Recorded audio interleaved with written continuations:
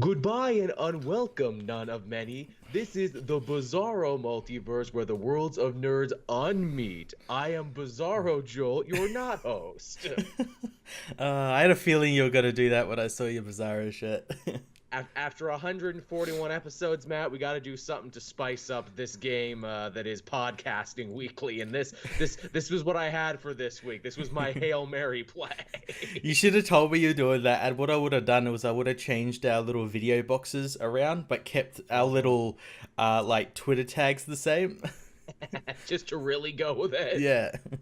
But then it's like, if we commit that much to it, I don't want people to be like, "Oh God, are they gonna do this the whole episode? Is this like a late April Fool's joke?" I'll I just don't know if I want to watch I'll this. just flip the video so it's all backwards. Oh, there you go. What would the bizarro versions of us be, Matt? I wonder. uh, well, we wouldn't have our beards. No, no, we'd both be clean shaven in Bizarro World, which is the opposite of evil Star Trek Mirror World logic. Yes. We do comic reviews, so we wouldn't review stuff. Yeah, we wouldn't do that. We'd have a show, but it would be something completely different. What's the opposite of comic books? Books. Yeah, Just regular books. books. Books without pictures. We'd be a literary podcast. We'd be super boring and super unfunny. Yeah, but somehow popular as well. Yeah, but And not enough somehow, to garner 141 episodes. yeah, really, geez. Or in Bizarre World, is it the other way around? Would it be negative 141 episodes? I This would is say, I would this. say you could reverse the number 141, but just reverse it's 141. It becomes the same. See, that's why this was the perfect episode to pull this joke out. I thought of it. Yeah, that's what I did. But yes, believe it or not, everyone, we have more to offer than just shirt-based bits, I swear, I promise. I'd offer a shirt-based bit, but I'm wearing a Spider-Man shirt, and like, Uh, what could I do? Quippy. We're already kind of quippy. yeah, you could be the doppelganger Spider-Man. He came back just recently. So you just have to be a gross monster with multiple arms. Oh no. I know, that'd be difficult. But yes, everyone, we actually do have news this week. This actually ended up being quite a fruitful week for news because it was Star Wars Celebration. It was a bunch of stuff this week. Oh, it was. I guess we'll start things off with probably one of the biggest pieces that hit early on in the week, and it's actually kind of a positive piece of news. I wasn't sure what to think about this. I know Matt and myself had been very kind of hesitant about this because we didn't like the idea of having to get another app, but Disney Plus finally unveiled its price point, its release date, and actually a lineup of some of the shows it's going to have. And to our surprise, it's only going to be $6.99 American, so very affordable in the grander scheme of apps. Considering what I pay for like some of my other like video streaming apps, it's very affordable, and as well, the things they are offering like are really intriguing and enticing. Oh yeah, And that's just not like not if not including their original things. absolutely, it's things too where it's like, hey guys, remember that whole Fox acquisition? We have The Simpsons now. We Yeah. can give you like the first 30 seasons of The Simpsons, a show that still gets better ratings than anything else in reruns than most brand new shows get. Yeah, that would actually like that was when I heard that I'm like, okay, this is serious because I haven't watched The Simpsons in a long time, and because of the quality drop off Yeah. here and there throughout the seasons. But like knowing that I could, perfect. I still pop in my Simpsons DVDs, like season 3 to 9 is still probably some of the finest comedy television Yeah, ever written that is just endlessly rewatchable. And hell, yeah, I'll even defend the later stuff from the teen episode or from the teen seasons. I think actually there's some good quality there. I know people will argue with me about that, but man, if I can do my own thing where it's like, yep, I'm just going to keep watching Simpsons up till the point I stopped, I'll do it. yeah, exactly. You also got all like the Disney after, not all the Disney afternoon stuff, but they got DuckTales. I'm sure they'll get the other stuff eventually. Yeah, I'm sure it'll all sort of come together. I'm wondering as well, like since obviously we have Marvel now, and they're doing their own thing. I wonder if we'll get like all the Marvel TV shows, so like Earth's Mightiest Heroes, Wolverine and the X-Men, That would the be nice. '90s X-Men. Yeah, exactly. Again, too, because now we got the Fox deal too. I'm sure you can get like X-Men and X-Men Evolution and all Hmm. that stuff as well. Yeah, yeah. I would be totally on board for that. But yeah, the fact that it's a $6.99 price point, the fact that they're releasing with all this new stuff and like all this old stuff that I really want to see and really want to stream again. Mm-hmm. Like you got your Star Wars in there too. They're gonna have the whole series of that day one. This went from like, oh, I should probably get that to no, I should really get that now. Yeah, yeah. The Star Wars was like a big thing for me as well because it's like it's the apparently the original films as well. Not sure whether there'll be original theatrical releases or those Right. 2011 ones, but like the fact that they have them all there is really cool. And apparently they're all in like HDR and 4K. Yeah, so the That's best pretty cool. quality version of them to Yeah. stream with. That's pretty sweet. Also, too, the fact that they do have all these new Marvel shows now, Matt, we can write it off as a business expense. No, we needed this. We needed these things for work so we can stay up to date on everything they're doing, like the Falcon and Winter Soldier show, which actually got like a logo. That's happening. That's real. Yeah, and did you see Sebastian Stan and Anthony Mackie's reaction to this? No, I missed It's it. like What it, was it it? completely like so like okay, this one's the straight guy and this one's like the comedic guy. It's like Anthony Mackie's like, oh my god, this is so amazing, and and the Sebastian Stan on Instagram just goes okay. Yeah, I wonder who the straight man is of this comedic duo. Okay. I wonder too, where's this show going to pick up and everything there? Is Bucky still going to be living in Wakanda during this? Is he still going to be the White Wolf? Yeah. Is that going to be the backdrop of this? Yeah, very interesting, and it's even better because Feige has confirmed that like these shows will feed into the Marvel Cinematic Universe and even affect it as well as like the movies affect the show as well. So, everything you wanted from those street level Netflix Marvel shows, but didn't Yeah. really ever get. Yeah. Which that's pretty goddamn huge. We got that. That seems to be the furthest along because that one has an actual logo. Mhm. Then we got the WandaVision show, which I think a lot of people are already jumping to the conclusion, oh, it's going to be based on Tom King's Vision run, isn't it? Yeah, and it's called WandaVision. Yeah, WandaVision, which is a weird name, but I'm like, all right, I'll take it. Yeah, WandaVision. That's so strange. It's like Technicolor. Well, will they be fusing together? Will WandaVision be a brand new character of them fused into one? Also, too, hey, if they're doing this, let's take some reference from Children's Crusade, huh? And all those other classic stories. Maybe get reference to the kids. Wouldn't that be something? Maybe plant some seeds for a little House of M, perhaps. Ooh, yeah, they've got all these. They could do a House of M as well, so easily They now. could. But yeah, they've. That's what Wanda discovers in this series. Hey, Vision, I did that 23andMe. Turns out I'm actually a mutant. I got my results back today. Turns out I'm a mutant, whatever that means. Yeah, what's a mutant? I don't know. Let's spend 6 expensive episodes figuring that out. There's going to be a Loki show, too. Mm-hmm. That sounds very interesting. Again, Tom Hiddleston's coming back. Intrigued to see what the tone will be for that show. Yeah, because again, they're making it sound like, well, it's not just going to be him. This is going to be Loki through the ages, so you might see Kid Loki, and you might see Lady Loki, and you might see all these other different Lokis, creepy old man Loki. Yeah, so they could... I'm intrigued to see as well, like, whether they're going to play it like a straight comedy where he's kind of, like, narrating these parts of his life, and he's, like, because he's the god of mischief, he's, like, embellishing, like, the stories of how it actually happened and stuff like that. So we get like retellings of the Thor movies from his point of view, like that scene in Thor Ragnarok. Yeah. And then I killed 10 frost giants with my giant donger. I don't think that happened, Loki. Shut up, who's telling the story? And then also a series of animated what if shorts, which that actually sounds really friggin' interesting. Yeah, the first episode is going to be the Peggy Carter what if, about what if she becomes Captain America. Which is something people have been saying since that Peggy Carter show, where it's like, man, she's really talented and really got her shit together. Why didn't they just give her the super soldier serum? Yeah. Oh, because then the movie would have been over. Very, very intriguing, especially because she appeared recently in Exiles, that exact Yeah. one that they're going to be doing. And as well, I think with these animated shows, is I think they're also getting back the actors and actresses that played those characters as well. That's cool. And also, like, also answers the question, well, what makes these different than the Hulu animated ones? Because we have the actors involved. Oh, okay. Yeah.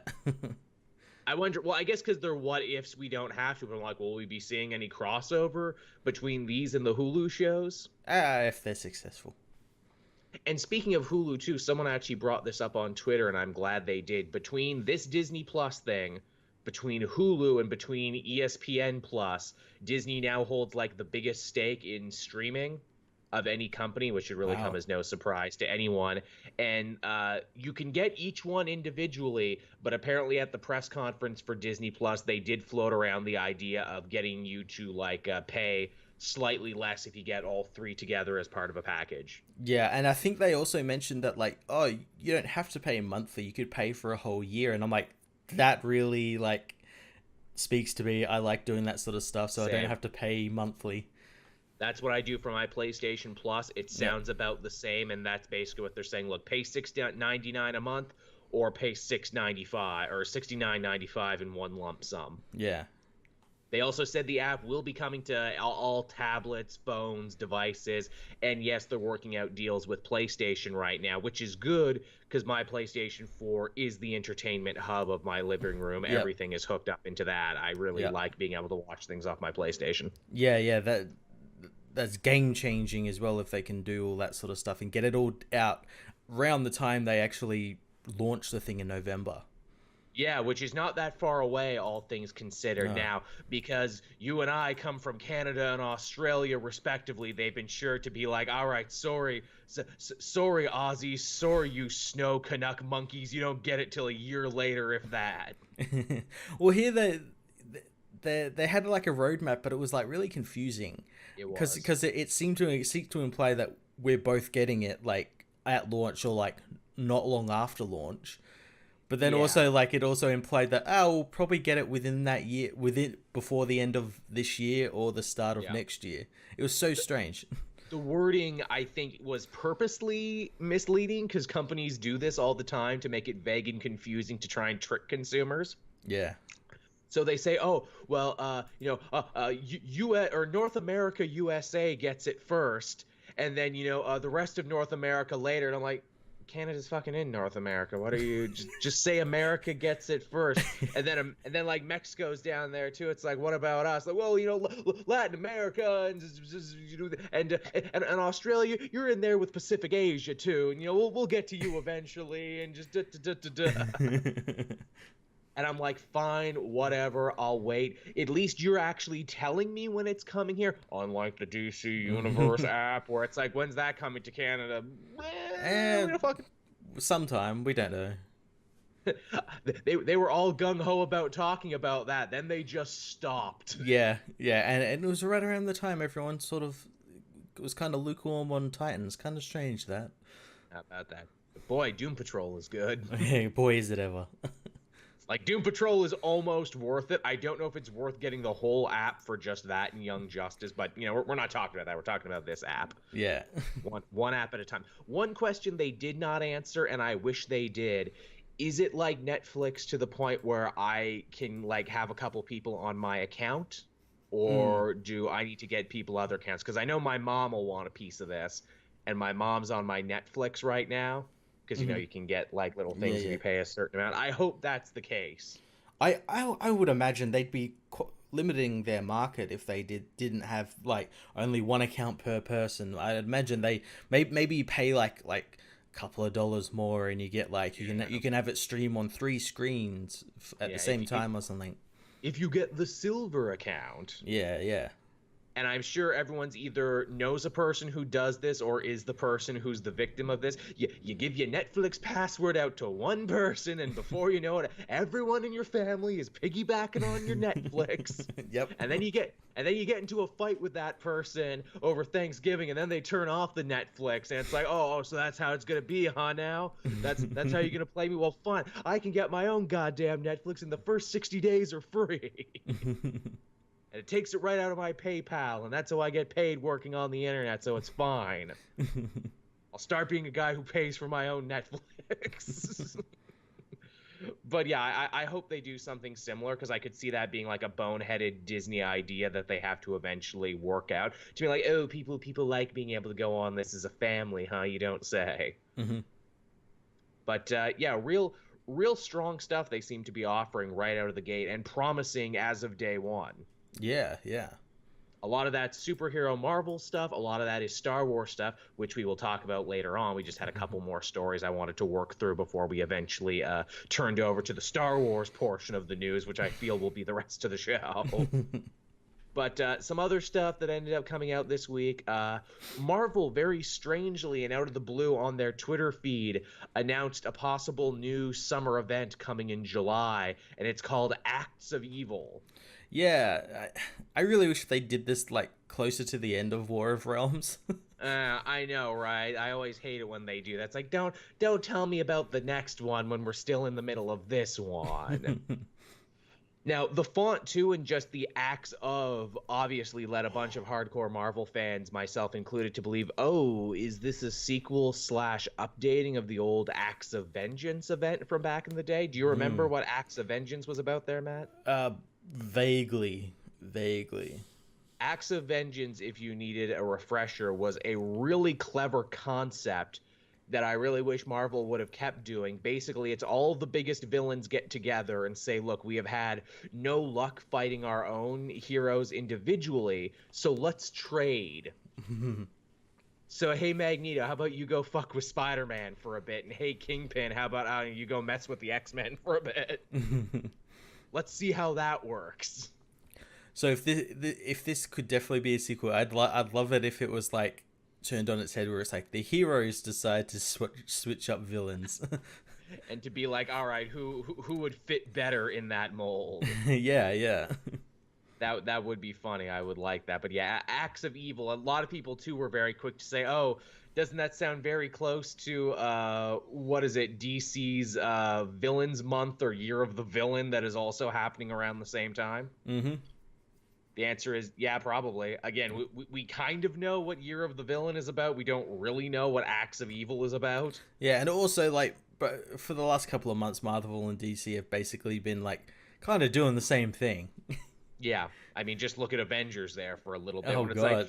When it's like, Scott, Jason, are you two just looking at each other's papers? There was a moment there where there was like, okay, this is literally happening in this other book by like a completely different company and a different writer. What's going on? You're having a story about Atlantis, but he's having a story about Atlantis. You're having a story about space giants, but he's having a story about space giants too. Guys, but you know, we've broken off. Now we have stories about dimensional imps and stories about vampires. Now that could still change, though. The vampires could also go to other dimensions, and maybe the 6-dimensional imps are actually vampires, so I don't know.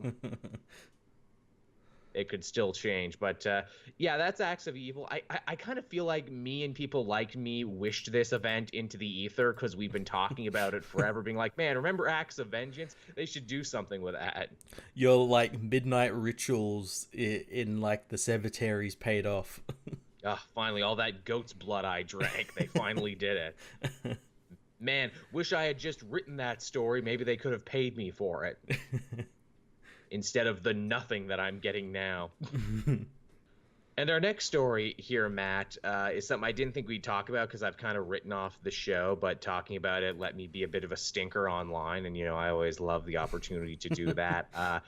Ian Glen, who is an actor everyone probably knows from Game of Thrones. He plays Jorah Mormont, probably one of my favorite characters. Game of Thrones actually comes back tonight as we record this. In fact, I think it's on right now. Yeah. Again, I never watch anything when it's new anymore, but it was announced officially that he has been cast to be Batman in Season 2 of Titans. Yeah, okay, whatever.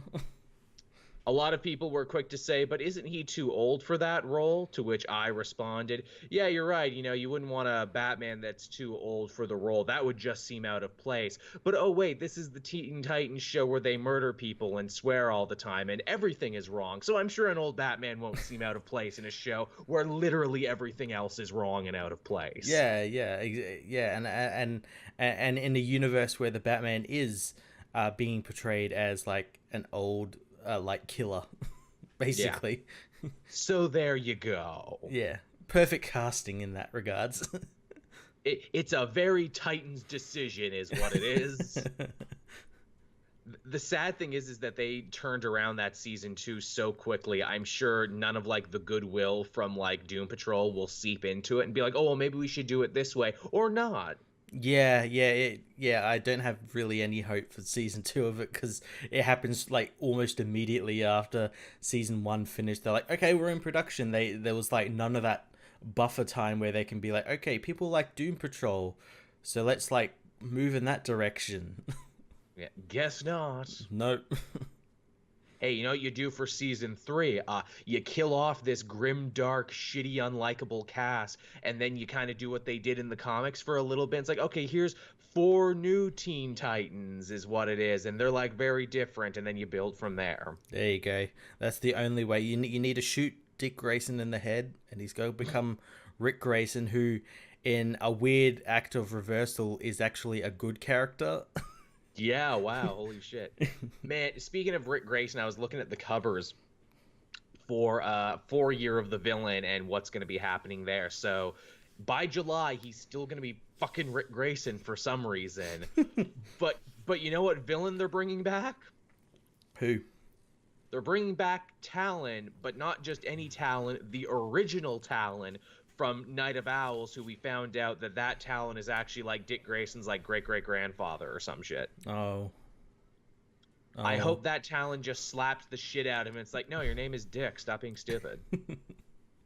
Cobb, that was his name, William Cobb. Yeah. I hope Cobb just slaps the shit out of his mouth and is like, hey, idiot, remember who you are. I'm your great-great-grandfather. I have spoken. But yeah, that's your Batman news, everyone. And from there, I guess we can finally head on over to the real meat and potatoes, the real main course of this week's news. And whoa, it's getting really nasty out there with thunder and lightning. Ooh, they know you're missing Game of Thrones, Joel. They know. Look, if some really like unexpected editing tricks happen between here and now, it's because I lost the show, everyone. Due to lightning. But yeah, Star Wars Celebration was this week, which kind of took me by surprise. I knew it was happening, but it wasn't until I woke up late and saw the trailer buzz did it really hit me. And because I know Matt is the biggest Star Wars fan in the world, this is the portion of the show where I shut up and just give the show over to him and let him talk for the next 20 minutes. So Matt, get to it. Well, let's talk about like the biggest reveal of the show, which was the episode 9 trailer, which I watched live because I watched the live stream, and for one was really surprised they actually streamed it live, because I think last year they like cut the feed and like at the same time posted it online. But yeah, this trailer was pretty damn good. First trailer. Looks like a fun, awesome adventure action movie. I liked the bit with Rey kind of, facing down the speeder there, and then to have a bunch of people recut it and be like, oh, this is basically like shot for shot like North by Northwest. Yeah, it pretty much is. Yeah, I thought that was cool. The only like discrepancy I have is like, obviously she's got like the lightsaber back, and in the last movie it got ripped in half. At the crystal, and I was like, shouldn't like her lightsaber be like Kylo Ren's now, like all like crackly and stuff, because he's got a broken crystal in his, she's got a broken crystal in hers. Well, she has all those Jedi tech, so maybe it told her, hey, go get new kyber crystals here. This is how you fix it. It's all there in the manual, Matt. She has the Jedi manual. She got that Jedi glue that like fixes the crystals and everything. That real good glue that's only secreted by flex a certain tape. alien. That flex tape. All about that good flex tape is what that is. We got to see Lando. We got to see Billy D. Yeah, rocking his solo costume. Love that. I love that that's a thing. It's like, no, I never got rid of this outfit after all these years. I look amazing in it. I like to think he's still got it like tailored to fit like his bigger body now. Like he had a bigger and older body, so he's like he just kept that shirt. I hope he kept that other shirt that Glover wore at the end of Solo that had like the little like ships on it. Yeah. Which, again, people were quick to cut it, too, where it's like, am I ever going to get my shit back over my dead body? Well... Yeah, well, you kind of got it back now. boy, that line seemed one-off and unimportant until it did. How's Lando gonna deal with all these porgs on his ship, Matt? That's what I want to know. No. Oh, Chewie ate them all. Yeah, Chewie ate all the porgs. Oh, he eats them like potato chips. You have one porg, you can't stop there. You gotta eat all the porgs. Oh, you're all greasy with pork juice. Yeah, this trailer had some like really great shots. Had a really cool narration by Luke. Basically, kind of like undoing the message of the last movie, which is like kill the past, let it die. Where he's like, no, the past never dies. It's never really gone. also, Rian Johnson isn't directing anymore. He's working on his own Star Wars trilogy, and we're back to J.J. Abrams. And again, I kind of also have to go, that doesn't feel right, because you and I think we're in agreement. We genuinely liked the message of The Last Jedi. Yeah, for Star Wars to continue, both in a literal sense and in a figurative sense, they can't all be about the Skywalker family anymore. Again, Star Wars is this huge, amazing, all-encompassing universe, but we follow the same 6 characters and the kids of the same 6 characters all the goddamn time. Yeah, so... It's very strange, though. In saying that, it makes sense because they've gone on record multiple times to say there's been no plan for these movies. Like they've had, I think, like bare bones, like this will happen in this film, but other than that, there's no like huge plan, which is probably to the film's detriment. Yeah, that they seem to be making these up on the fly. But then again, there's also the thing too we're hearing where it's like after this one, Star Wars is going to slumber for a little bit, which I'm assuming that means because they're working out the next phases and what the next trilogies are going to be, and hopefully they think it through a little harder. Yeah, and if that means as well, stuff like The Mandalorian and TV stuff can get the focus, then I'm all for that. That's a good idea, actually. My theory, though, going into this one, and again, we haven't even talked about the name yet. It's called Rise of the Skywalker, or Rise of Skywalker. Is there a the in there? I think so. No, yeah. I don't think so. Okay, yes, it is Rise of the Skywalker. There is a the in there, which is a really weird fucking title that doesn't really roll off the tongue. It's like, what? My theory that I was running with, and again, you can tell me if this is just crazy tinfoil hat time or not. Skywalker is what they're essentially going to be calling their Jedi version 2s, where if you are a Force user, you're a Skywalker. Now, we're all Skywalkers. We're all part of the same family. Maybe even Rey, as you said on Twitter, maybe she takes the name as kind of like, a homage to her teacher and everything, and kind of keeps his message and his goodwill going in defiance of Kylo Ren, who was the villain and who did utter the now famous line, let the past die, kill it if you have to. Yeah, he had some valid points that even us as fans can be like, yeah, he's on to something. But he was, at the end of the day, a villain, was he not? And maybe Rey's, like, her journey could be, no, we don't have to kill everything from the past. Keep what works, get rid of what doesn't. Yeah, well, as well as that, like her taking the name Skywalker as sort of a substitute for a Jedi. Also, like really like insults Kylo because he technically is a Skywalker, but he went against that and everything and fell back to the dark side. So yeah, you gave up the name. I'm taking it back. Exactly. Yeah, I'm gonna make this name mean something now again, something good again. Yeah, and it further ties into the thing too, where it's like, well, who was the last Jedi in the movie The Last Jedi? Well, the fact is there were many more Jedi after that. Yeah. And again, too, keeping the idea that she literally has the Jedi text now, I think that would be fun. To where it's like, all right, we'll keep that, we'll amend that, we'll get rid of that. How about Jedi can love and Jedi can marry? We can put that in there now. We're not just a bunch of weird, creepy Catholic monks. All right, then. Well, that's changed. See, that was one of the things I liked in the Last Jedi, which a lot of people didn't really like, and because I don't think they really understood what Ryan was trying to say. Whereas, like, where he has that line where Luke says, like, the Jedi are arrogant. It's like, yeah, they really were. They were so arrogant they couldn't see a fucking Sith Lord under their nose and everything. Literally living and sleeping next to them. Yeah, they were so arrogant and full of themselves. Whereas this new Jedi Order that Rey might be setting up, called Skywalkers or whatever she decides to call it, has a chance to sort of start over and do everything right again. Like, as you just said, like, they can marry, have family, actually have emotions and stuff like that. Amendment number 2. Be sure to check and see if Sith are in our ranks, because the Sith are always reborn in the Jedi ranks over and over again. Let us have a yearly evaluations to make sure no one is secretly a Sith. We need to do auditing sessions. We're Yeah, now the really. Church of Scientology. Exactly. It's like, so about that dark side, huh? How you feel about that, eh? Eh? I feel good, but oh dang it, you got me. Okay, you don't get to be in the club anymore. You might be secretly evil. Speaking of secretly evil and Sith in our ranks, there we got to hear Ian Mc. What was that? I was almost gonna call him Ian McDermott, but that's not his name. Ian McDermott.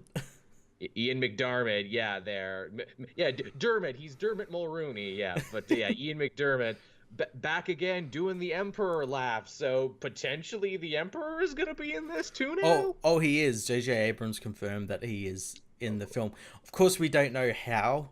He could be like a voice, a hologram. I have a theory that like everyone thinks he's going to come back alive, but I think he's going to be one of those creepy red robots that were in like Shattered Empire and Battlefield 2 that like project his face and everything. Cool. I think that he might be something like that. But yeah, that's so cool, and it kind of makes sense that it's all sort of like tying it back in to like the prequel stuff and the original trilogy stuff, and even more so because we get to see the wreckage of the Death Star too. That's pretty fun. Which again, in the back of my head, I'm like, no, let the past die, kill it. But the Death Star 2 is so cool.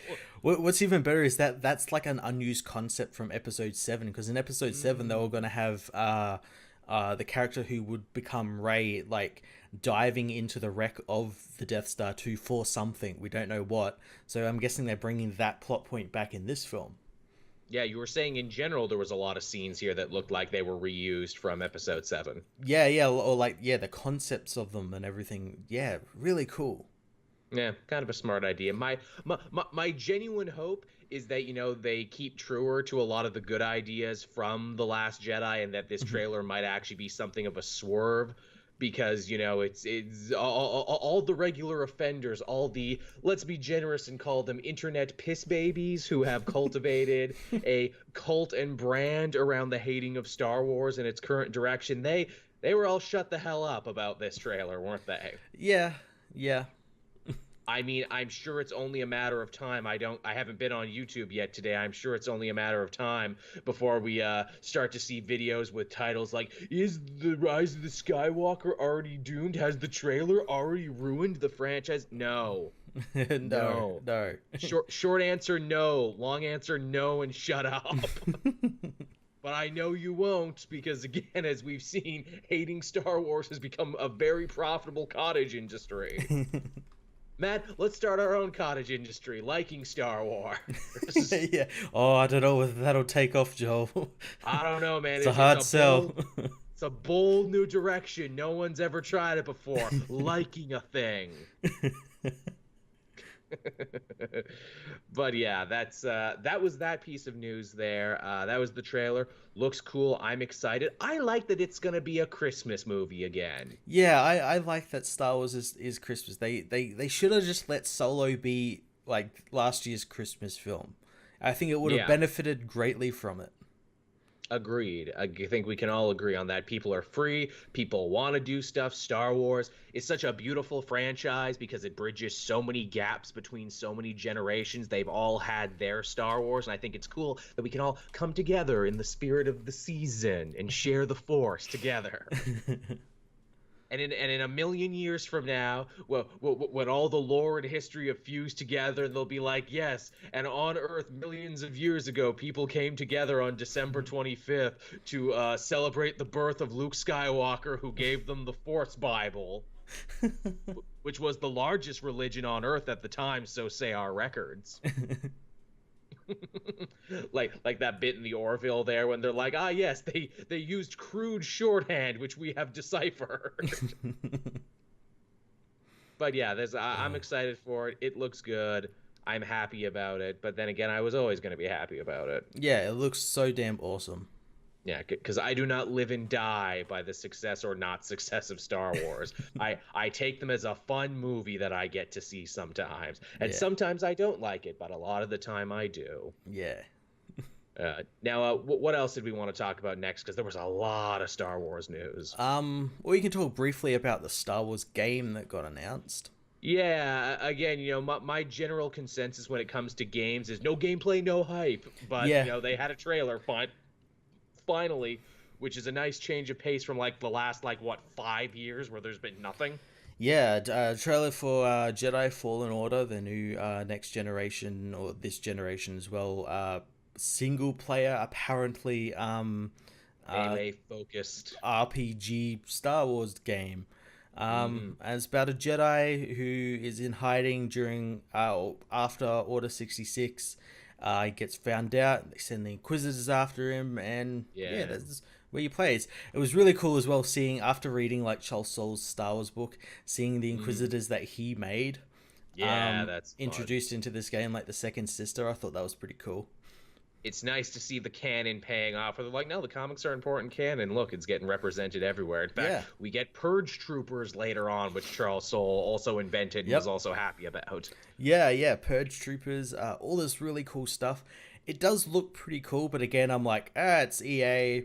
I know it's Respawn who did like Titanfall and the recent really good Apex Legends, but Yeah. it's fucking EA. They haven't like done anything to warrant me wanting to pre-order this or like wanting to really get hyped about it. It's EA's Occam Razor. Anything they can fuck up, they will fuck up. Yeah, yeah. It's like how are they going to do that? They say there's no microtransactions, but like you can't Yes. you can't like do something and then fix it and then expect praise for it. You still No, fucked you it really up in the first place.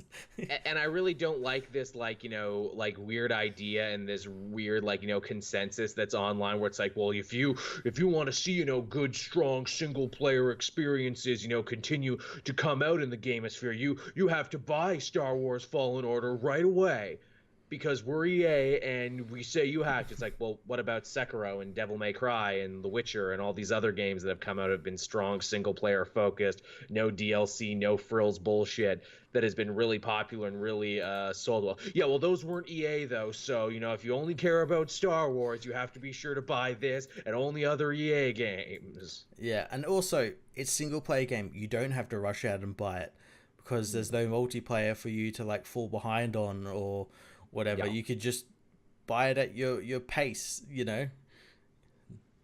Consume our product, buy it now, and then be excited for more product. We're EA.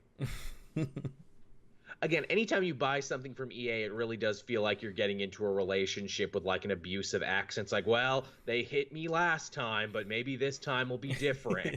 Yeah, yeah. It was strange. Well, like when I said like the exact same thing on Twitter, like it's EA. Just gird yourselves. Everyone's like, oh no, but they've earned our respect because of like Battlefront, and I'm like, did you not realize that Battlefront was full of microtransactions? And Did you only not? because like the law got involved that they had to take them out. Because the complaining was so epic and on such a scale. Do you also not remember the PR was so bad for Battlefield that Disney actually talked about getting involved, where they're like, all right, you're actually hurting the Star Wars brand now. We will take this away from you if you don't fix it to satisfaction. Yeah, and it makes me also question because they actually had another single player Star Wars game being developed by Visceral before they canceled it Yes. and like shuttered Visceral. And, So and like cannibalized Visceral as they cannibalize every great company that they acquire. so like this single player game got made, but that one didn't. But like, why? Like, what that like raises so many questions. Like, oh, okay, then what's going Or on with does this it? one?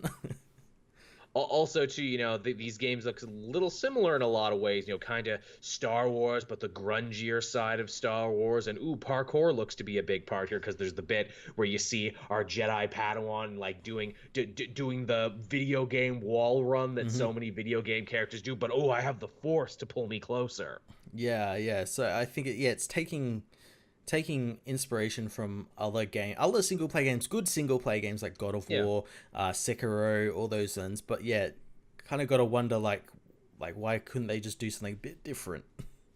Also, too, as an internet piss baby, when I saw him use the Force to pull himself closer to a ledge, I just raged endlessly into the void because I don't like people reimagining Star Wars Force powers because I have a very rigid idea of what these space wizard powers should be, even though literally a bunch of the ones I reference were only invented in video games, but whatever. Yeah, one thing I'm really hoping is it doesn't turn out like that shit show that was The Force Unleashed. That game was terrible. It was terrible, like, use of force powers and, like, making the character like, I am basically a god, even though it doesn't make any sense in the context of the universe. People still love that series because it's edgy. It's like video game Red Hood. Yeah, I say, people love that series. It's only 2 games. And in fact, hey, when I saw this trailer, the worst thing I'll say about it is like, this main character is a bit of an angsty boy. I'm getting a real Star Killer vibe off this. I hope that's not you for the whole game. I hope not. I don't think so. Mainly because they actually got an actual actor to play they got the guy who plays the Joker on Gotham to play the character. Oh, really? Yeah. Oh, he's a talented guy. What else was I gonna say? Yeah, as interested as I am in Fallen Order, because hey, it's a new big budget Star Wars game. What's not to love? In the back of my head, I'm like, I would have liked it if I could have made my own character. Yeah, I that's something that I'm surprised they haven't done for a Star Wars game. Like, you can make your own character, like, and you get all these races. Although that's leading into like the whole EA thing. It's like you get all these races, but the good ones are all locked, and you have to buy them. You want to be a Twi'lek? That'll cost $12.99. You want to be a Chiss? That's $18.99. You want to be a Wookiee? That's a cold 20. Hey, the MMO Old Republic does that. So yeah, I wouldn't put them past it.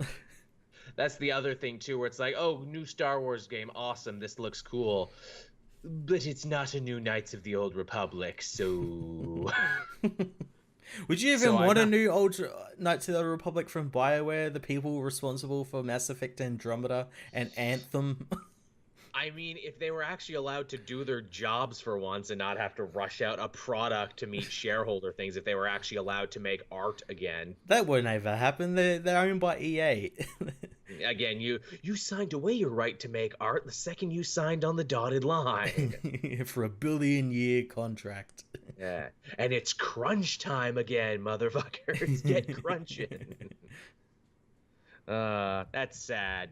Again, too, with Anthem the way it's going, and yeah, you mentioned Mass Effect Andromeda, I worry to the point where it's like, is BioWare even going to be here in the next couple years, or will this be another sad story of another once great studio that EA killed? But BioWare is there in name only to get the people who, unlike us, aren't in the know. It's like, oh, BioWare made those really fantastic Dragon Age games and the first Mass Effect games and all that.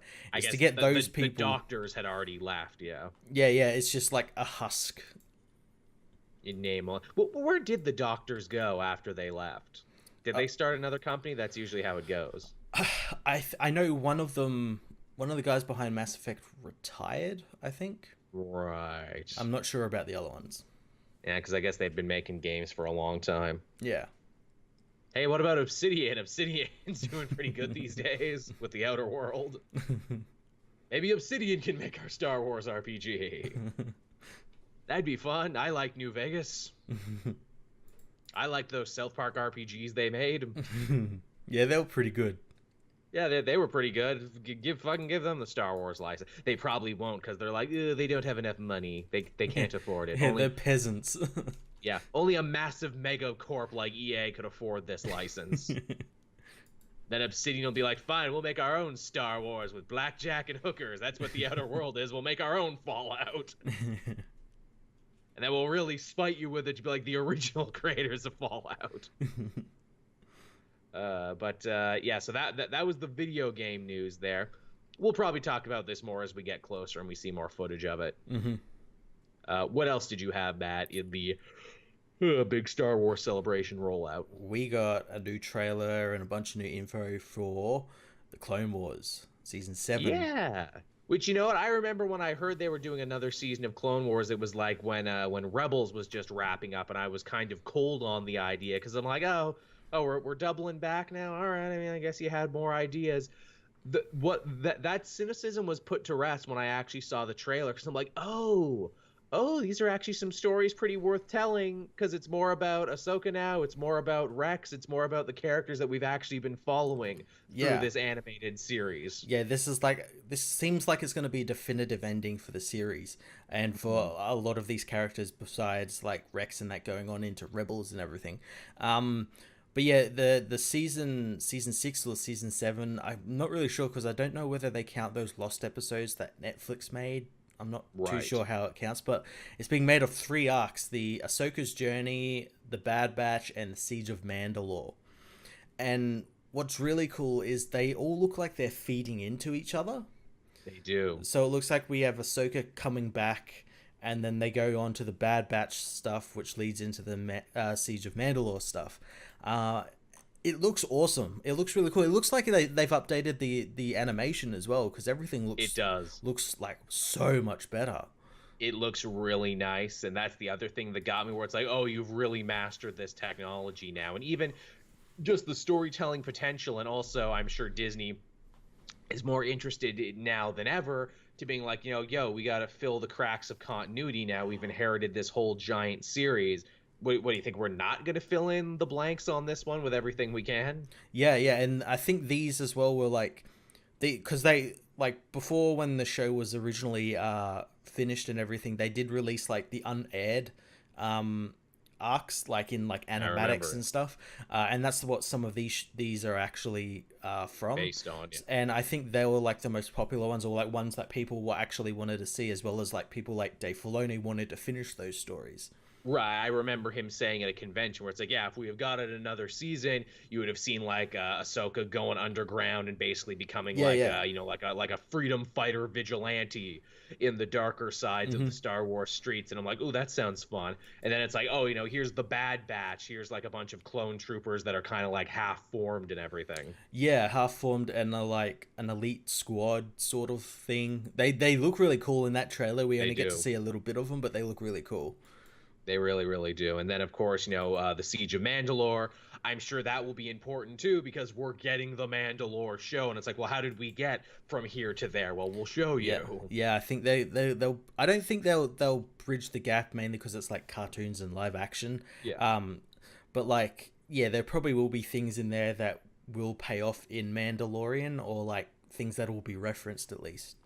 It'll explain, well, how did the Mandalorians go from this once proud, amazing empire, with this dynasty of elite fighters and everything, to a bunch of, like, friggin' bounty hunters trying to etch out an existence. Yeah, very interesting. I'm intrigued to see whether, as well, thanks to the reception of this, like whether it does really well on Disney Plus, whether they'll maybe even do more Clone Wars stuff, because because everyone was wondering what the arcs were going to be, because no one had any confirmation of what they were. And there's heaps of they release heaps of those animatics, so there's like enough for like another season, where there's like one on Utapau, and then there's like one with like Boba Fett and Cad Bane and everything. Yeah, they had a lot of even like spec scripts. Again, Filoni says, oh yeah, Paul Dini wrote us a script, that we're still sitting on. Yeah, they had all these different scripts. So I mean, I'll be intrigued as well to see, like, okay, they've done them. Could they like repurpose those scripts into like a new live action show or a new animated show? More Rebels. Joel wants more Rebels. Show us what happened next at the end of Rebels. You want to. It's coming. I imagine it is coming. That's probably going to be the next one, like a couple years from now. They'll call it like, Star Wars Rebels Continuum or Star Wars Rebels 2 or some shit. Or they'll feed Rebels into Resistance. That too. I could definitely see them doing that. I have not caught up on Resistance. I need to sit down and catch up on Resistance, because you were telling me, oh yeah, we get Kylo Ren, we get this, we get lots of cool shit. Yeah. Well, like the last couple of episodes actually take place during like The Force Awakens and The Last Jedi. So like next season could be like post episode 9 or between episodes 8 and 9. Right, yeah. So that's cool. Yeah. What else was there, Matt? Or the last big bit of news was obviously the Mandalorian. Yes, which they actually showed some footage of this show if you were in attendance, or if you found a very good camera, if you could see it too. Yeah, I found it funny because I was watching the live stream and they didn't mention like you couldn't record it, so like a bunch of people did it, and then like Jon Favreau was after is like, oh yeah, I was meant to tell you, don't record that, and everyone's like, oops, you didn't tell us beforehand. Yeah, you can't get mad at us, John. Yeah, but they introduced us to the cast. We got Pedro Pascal as he's called the Mandalorian. We don't actually have an actual name for his character. They just call him the Mandalorian. Well, keeping with the very westernish nature of this whole thing had like, like great like sci-fi Star Wars music, but it had like Sergio Leone shit like underscoring it, like wah wah.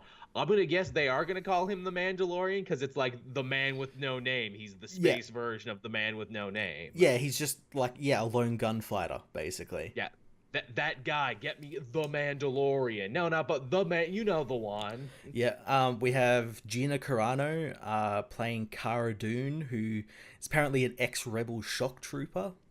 Right. Oh, muscly, so muscly. She looks really cool. She's got like this like sleeveless armor and a big gun. Looks awesome. Laser Gatling gun. Look, man, yeah. I didn't know big muscly gun-toting Gina Carano in space was my particular fetish. Now I do, and my life will never be the same again. We have Carl Weathers, Coney himself, as the old bounty hunter Grief Karga. Holy shit, man. Carl Weathers in the Star Wars universe, Matt, mark my words. This is what's going to get us through the next 8 years. This will help us heal as a nation. This will bring us all together. Carl Weathers in Star Wars. Some of you aren't ready for it. If you haven't seen this footage, you are not ready. You need to take time and prepare yourself for Carl Weathers in Star Wars. Yeah. He looks so cool as well. He's got like the dual blasters and big long coat and everything. His name is Grief. Yeah, he's like the leader of the bounty hunter guild sort of thing. But yeah, where we did get to see a little bit of footage, which we shouldn't have seen. But the first bit was like a little sizzle reel about like who they got for directing, and they got some really great directors like Taika Waititi, Bryce Dallas Howard, the guy who was going to do Flash, the Rick Fukunaga. Yeah, I can't pronounce his last name. Old Rick. Dave Filoni's doing an episode, so there's like some pretty great talent behind the camera as well as in front of the camera. They got it looks great. It looks Star Wars, but it also has its very own unique style to it. Like I said, it's a Western. It's a space Western. My favorite part is we see some stormtroopers here, but they're all filthy. Yeah. They're like the Rogue One stormtroopers, where there's like dirt and just like shit smeared all over them. These guys have not been having a good time. And what's even better is all those stormtroopers, or most of them, are actually the 501st, the fan group, because as cool. John said at the panel, they had a scene where they needed more stormtroopers, but they only had a certain amount of costumes and access to actors. So they like put the call out to like these guys and just told them to come in for something, and they got like 40 of them for this one set. That. And he says what's even better is that like now all their costumes are screen used, so like the authenticity has gone up basically. That's such a great everybody wins thing. Yeah. We get free labor, they get screen use, they get to be part of the thing they love so much. Everybody wins. Yeah, that's so cool. Another really cool thing, I don't know whether you saw it or not, because I don't think it was like posted in a link or anything, but they did like a little like behind the scenes of like the ship that the Mandalorian has, the Razor Crest, and how they decided to build the model. They built the model like they did like the old school X-Wing models, and then actually filmed it like those old school X-Wing models in like a gimbal rig and everything. Looks so awesome. That is true. I did see that where it's like, oh yeah, and we built all the ships here by hand too. Yeah, it looks like there's time and love put into the show, and it shows. Isn't it great that, a show where like every episode probably costs over $1 million, that went into practical effects and practical props, and not everything exists in a computer? Yeah, and it looks good as well. There's like, it's not like how most of the Star Wars films are, how they're like you could tell which is CGI and which isn't. Whereas like here, the actors have something to like go off of. They're not looking at like a guy with like a stick on his head with a ball on top of it or something. There's a guy in an actual Wookiee costume there and stuff like that. Now there was one actor we forgot to mention as well. There is. But by all means, Matt, take the lead. There's actually a couple of actors because they didn't tell us not to. They didn't tell the people not to film the big 7-minute long clip. That was basically like setting up the episode where the bounty hunter is going after someone or something, and he's getting paid in Beskar, which is like the Mandalorian metal. And yeah, we get to see Werner Herzog in the Star Wars universe as like an Imperial. Which I'm just like, why is it taking this long to get Werner Herzog in a Star Wars film? It's the role he was born to play, and I'm just amazed that a guy like, such an artsy fartsy film creator himself would want to do this. Oh, he's done stuff like Rick and Morty and Parks and Rec and everything, so he's probably just down for it. Again, it's hard to believe a guy like that, who is just so deadpan, would love something like Star Wars. I imagine in the interview process, and it fills my heart with great joy to be part of the Star Wars universe. I love it very deeply, so much I want to cut my own throat and then write a happy letter in the blood that falls out of me. That is totally something he would say. He even gets like the little second part of it there, the sizzle reel where he's talking about the Empire being like, and we have improved every quadrant of space that we have been to, and are you safer now after the rebellion? I do not think so. And I'm like, God damn, let this dude read the fucking phone book, and it sounds great. We also got Giancarlo Esposito, the guy who played Gus Fring in Breaking Bad and Better Call Saul, again as an Imperial who flies a TIE fighter.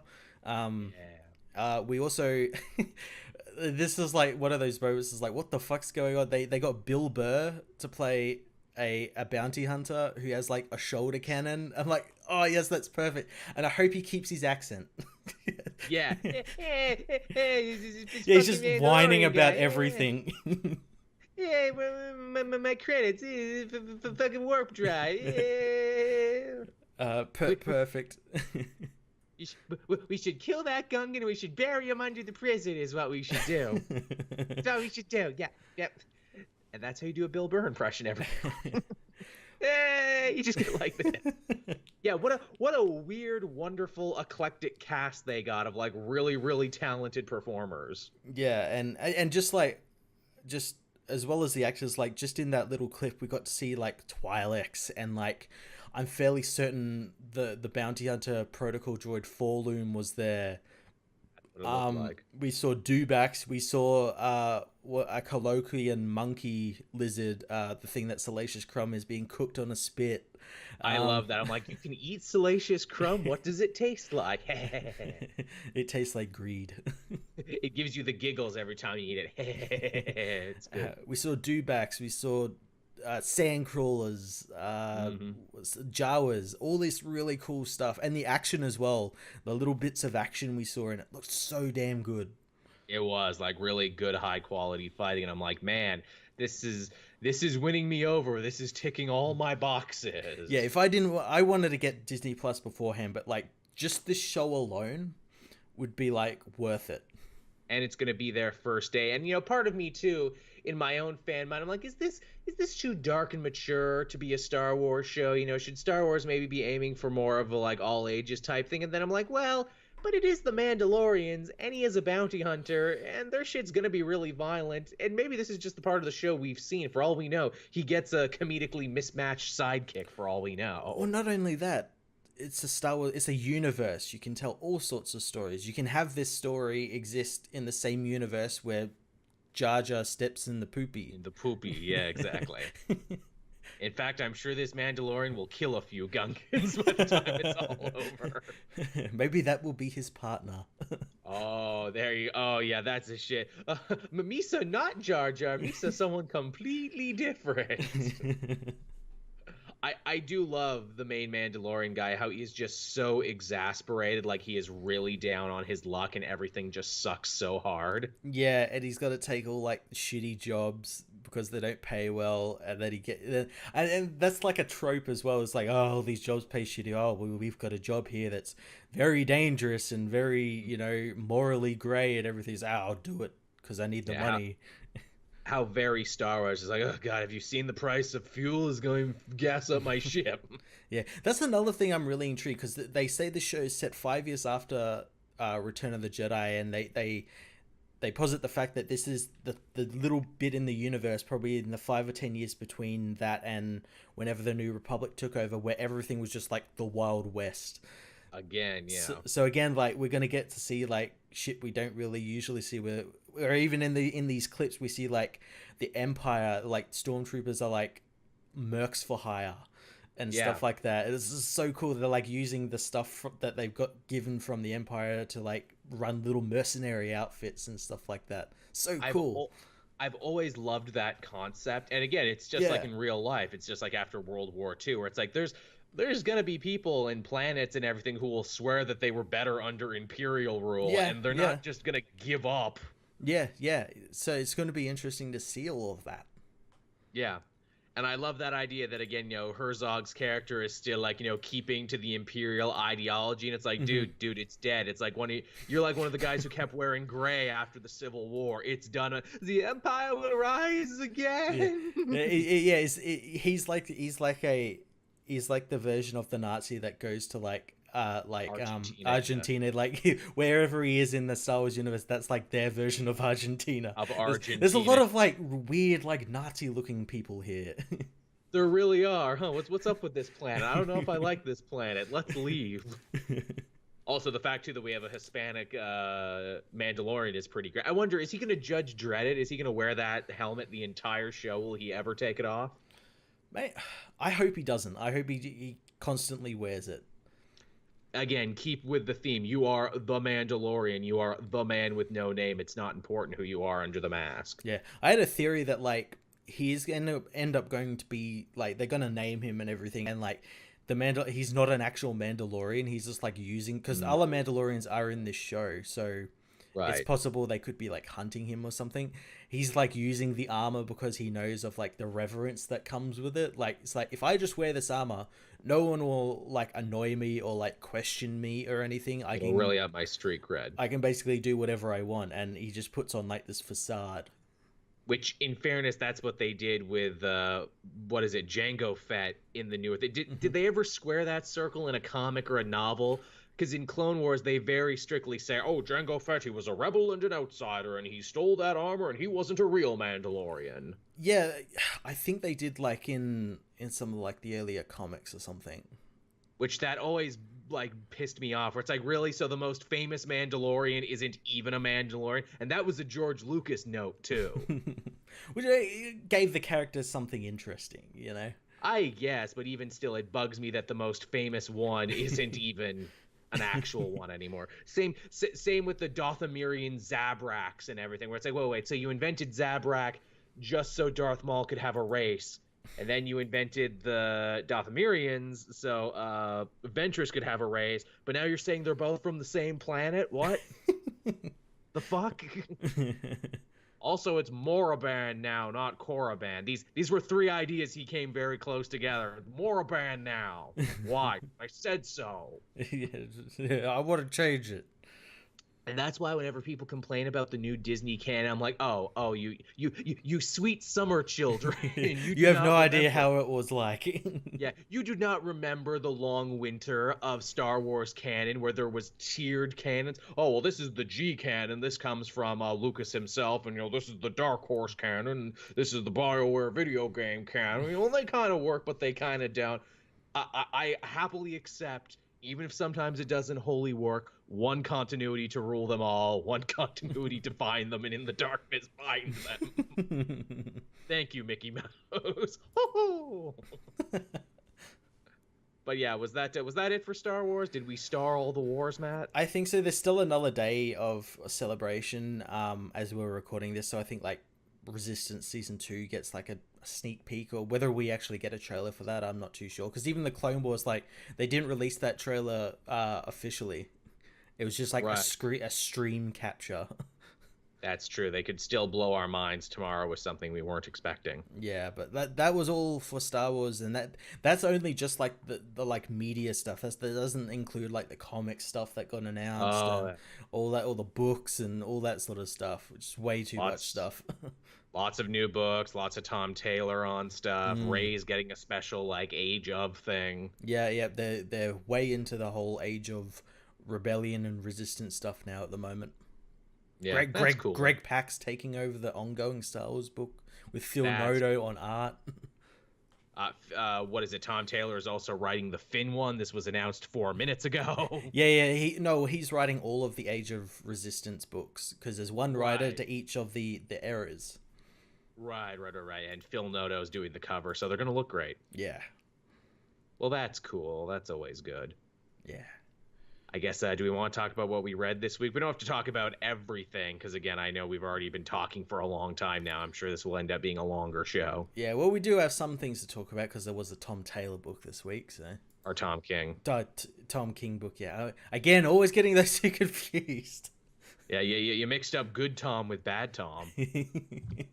We won't say which one is which, though. Yeah, but we know which one is which. We think you know. Actually, speaking of about Tom King, did you hear that apparently he's beginning work on his next like 12-issue maxi series? I did, yes. And like, I'm like, good. Like, that's where you thrive. Shine. Yeah, give us something we can like by you again, please, because we don't like piling on you every week. No. We think you're a talented guy. We just think you're not being used to your full potential. Yeah. And that it's so painfully obvious that you're not being used to your full potential. But yeah, where would we like to start this week, Matt? Well, let's start by piling on Tom King. Sure. With Batman issue 68, another issue where nothing happens except for like a panel. Until like the last couple pages, but even then, you're just so much new ground was broken in time wasting. It broke new ground in time wasting. So what we see here is that this is another imaginary dream story where nothing matters because none of this is the real people. Yeah. Wherein best friends Lois Lane and Catwoman, and we know they're best friends because Tom King wrote them to be best friends one time, and then no one ever referenced it ever again. And then as well, throughout this whole issue, they always talk about how they're best friends. To remind you that they're best friends during their bachelorette party. So we're actually going back in time here, and all I could think was like, did Tom King forget that Tim Seeley actually did write a bachelorette party for Catwoman? And it was completely different.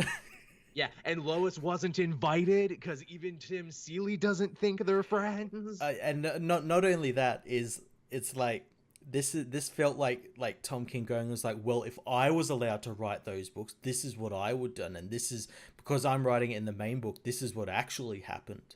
Yeah, this is canon, even though it's a dream. Yeah, a dream that why would Batman even know about? Why would Batman know about that? Why would Batman be dreaming about this? One person had a theory which almost, I'm like, okay, almost, but not quite there. It's when Lois says, I enjoy getting to hang out with you, Selena, and do shenanigans and everything like this because, I'm not able to do that because, I have a husband and a job and a kid. And I'm like, oh, so Lois secretly resents her family, huh? Boy, that certainly sounds like something the man who had to apologize after writing Wonder Woman would say, or wrote Batgirl and Batwoman to hate each other would say. Yeah. Yep. Tom King has this weird thing if he's not writing a woman that directly represents his wife. Yeah. He seems to have a low opinion of. Yeah, he sees himself, I guess, as Batman, so Selena would be technically his wife. So, like, she's, like, perfect, but, like, every other woman is, like, garbage. Yeah. He sees himself as Batman, but he also kind of hates Batman, but maybe he also kind of hates himself. Yeah, and he's always depressed and can never be happy. Yeah, which, again, it's all shenanigans. It's all page filler. I will give credit to Amanda Conner, though. She draws pretty ladies and pretty pictures, and she's a nice lady. And once again, Tom King gets to work with the best artists in the world for this book with some super lackluster writing. Yeah, I don't know how he does it.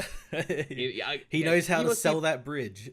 he must be able to sell the bridge. He must be the nicest guy in the world. Maybe he has naked pictures of people. I don't know. He's got all the artists, all these favorite artists. He's got naked mean, pictures of all of them. he did work for the CIA, as he is so sure to remind us. Maybe that's like the thing. He's like, oh, I've got to work with him. He worked for the CIA. He knows people. I've got to work for him. He knows people who know people. So exactly. Maybe he does have my naked pictures. Yeah. So like, there's this dream that like, and what I got from it is like the dream is like, oh, Batman hates that like his wife could be happy. That's what I got. Hates the fact that like he could be happy and his family could be happy. He hates that. Yeah, he hates the idea of a boring night is what they hit in. It's like, imagine a time, Bruce, where everything could be normal like this and no one would need you. So why didn't they just like do it about like that night him and Clark had? Why did like Lois and that you didn't need any of that? You just do it through that and play it like completely straight and boring and just like, oh, this is really boring. The finish art and stuff. Yeah. Oh, well, but if we say that Lois secretly resents having a family, maybe that reflects that in Batman's own mind that he secretly resents having a family, despite the fact that he doesn't, that he has a huge family and he's constantly adopting people into his family. That's not his problem. That's never been his problem. And there's also the fact that like he posits the fact that like Superman hates being Superman. Well, Batman loves being Batman, whereas we kind of know that's kind of the opposite, whereas like Batman highly debatable. Batman like really hates that he has to do what he has to do, whereas Superman likes helping people. Yeah, again, the idea I think he was trying to get across clumsily was, being Batman for Bruce is an addiction. He secretly loves it more than he lets on, but he still gets to be like, oh, woe is me, I carry the cross of Batman, but no, I like it because I'm secretly a bad person and I love beating up the mentally ill. Is what it is. And I'm like, yeah, okay, it took you this long to get to here. B, that's not a profound insight. Plenty of writers have written that over the years. You always think you're the first to come up with something, Tom King, when you're not, because I don't actually think you've read that many Batman comics. No, it kind of shows that he hasn't read very many Batman comics or any comics whatsoever, especially because I know it was done in, I like pointed this out, but like when Lois and that are like drinking all of like the alien wines, which in itself is pretty dangerous because these are wines meant for Superman. But it's a dream, so nothing matters. We can do whatever we want. Who cares? They drink one called Death to Superman, and it's from the like the Kunda race or something. And I'm like, wow. I know this is just like it was all for fun and everything, but this is like me like picking on that because like the Kunda are a race who like sided with the Dominators and like leveled part of Earth, Australia in fact, and and you're like drinking something that's called Death to Superman. Like you're a bit smarter than that, ladies. Yeah, or at least you should be. What are you gonna drink next? Ooh, this one is called Genocide. Yeah, let's try that. Let's just a little bit, just a little bit of that. just a little shot of genocide. Yeah, it's very strange. It's a weird, but it's like, on one hand, I'm like, okay, well, it's nice that Tom King wasn't, just full on depression, full on, misery like Heroes in Crisis. But then I'm like, oh, even when he tries to have fun, that feels weird and robotic and like an alien trying to have fun.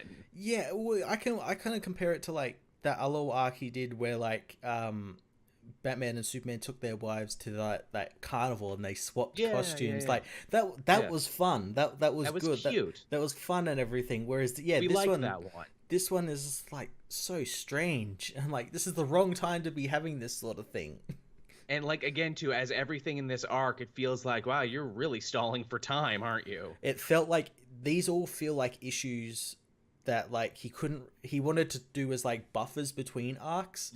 But like editorial or someone wouldn't let him, so it's like, oh well, I'll just put them all together, dump it in this thing. And as well, like back in the was it the Professor Pig one where like Bruce realizes he's in a dream and everything? Yeah.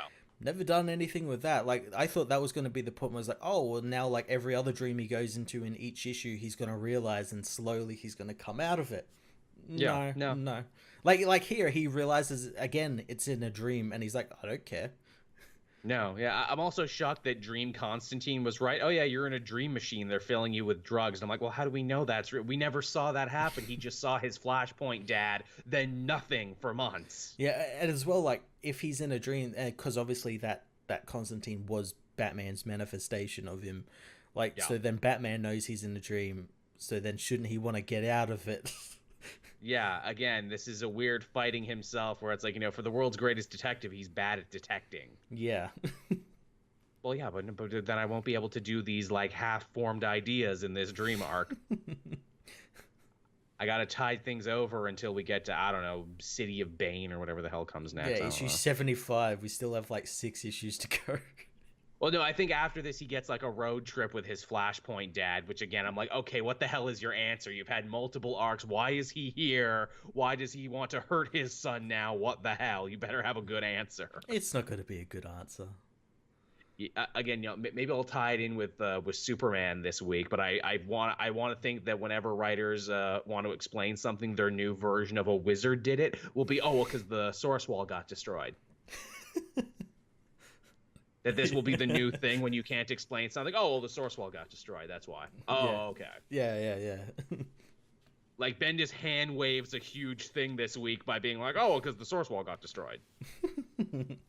That's real bad. Real bad what happened. But yeah, so that was Batman, everyone, and it's everything we've come to expect from this series. Yeah, every issue now is just like, oh, what's going to fuck up this time? What fresh new hell? Never used to be that way. We actually enjoyed them early on, and if we didn't enjoy them, we could at least go, oh, I see what he was going for there. Oh, that was an interesting idea. Could have used a little bit more fleshing out. Yeah, if only we knew how bad it was going to be. It would be nice, maybe instead of 100 issues for this Batman, if he had, say, I don't know, a nice manageable 12 that he could work on and really hammer out with a good team of artists. Maybe that would have been good instead of giving him the entire book. At least he's not Bendising it where he's got like both the characters' books. That's true. He's not holding both hostage. Yeah. All right. So what else did we have this week, Matt? Did you want to go or should I pick one? You pick one. I read Journey into Mystery #1, the first big tie-in for War of Realms. I did as well because it was written by the McElroys, and I love the McElroys. Oh, I am late to the McElroy brothers, but man, I love them now too. My brother and me, The Adventure Zone, all the stuff they do. They are funny, wholesome Southern gentlemen, and holy shit, they can write a hell of a comic. They can. They can write a hell of a comic that has stakes and is funny. And it's got action in it, and it's got everything you want in a comic. Like when I heard that this was their first comic, and I'm like, ooh, getting celebrities to write comics, this can go either way, if this isn't their medium. But man, I'm sure it helps that there's multiple of them to carry it on. It's not just one person; they can split the workload. Yeah. But yeah, wow, wholly impressive, and also, man, I feel like this is a really good tie-in because this will read well when the event is over too. Yeah, this will definitely read well once it's over, as well as because the fact that it's a tie-in that actually is like a proper tie-in. It's not tie-in in name only, whereas things from the main book are affecting this, and probably vice versa. Yeah, and yet are also far enough removed that even if you don't really know what's happening in War of Realms, A, it gets you caught up, and B, it doesn't really matter because you can enjoy the adventure. Yeah, exactly.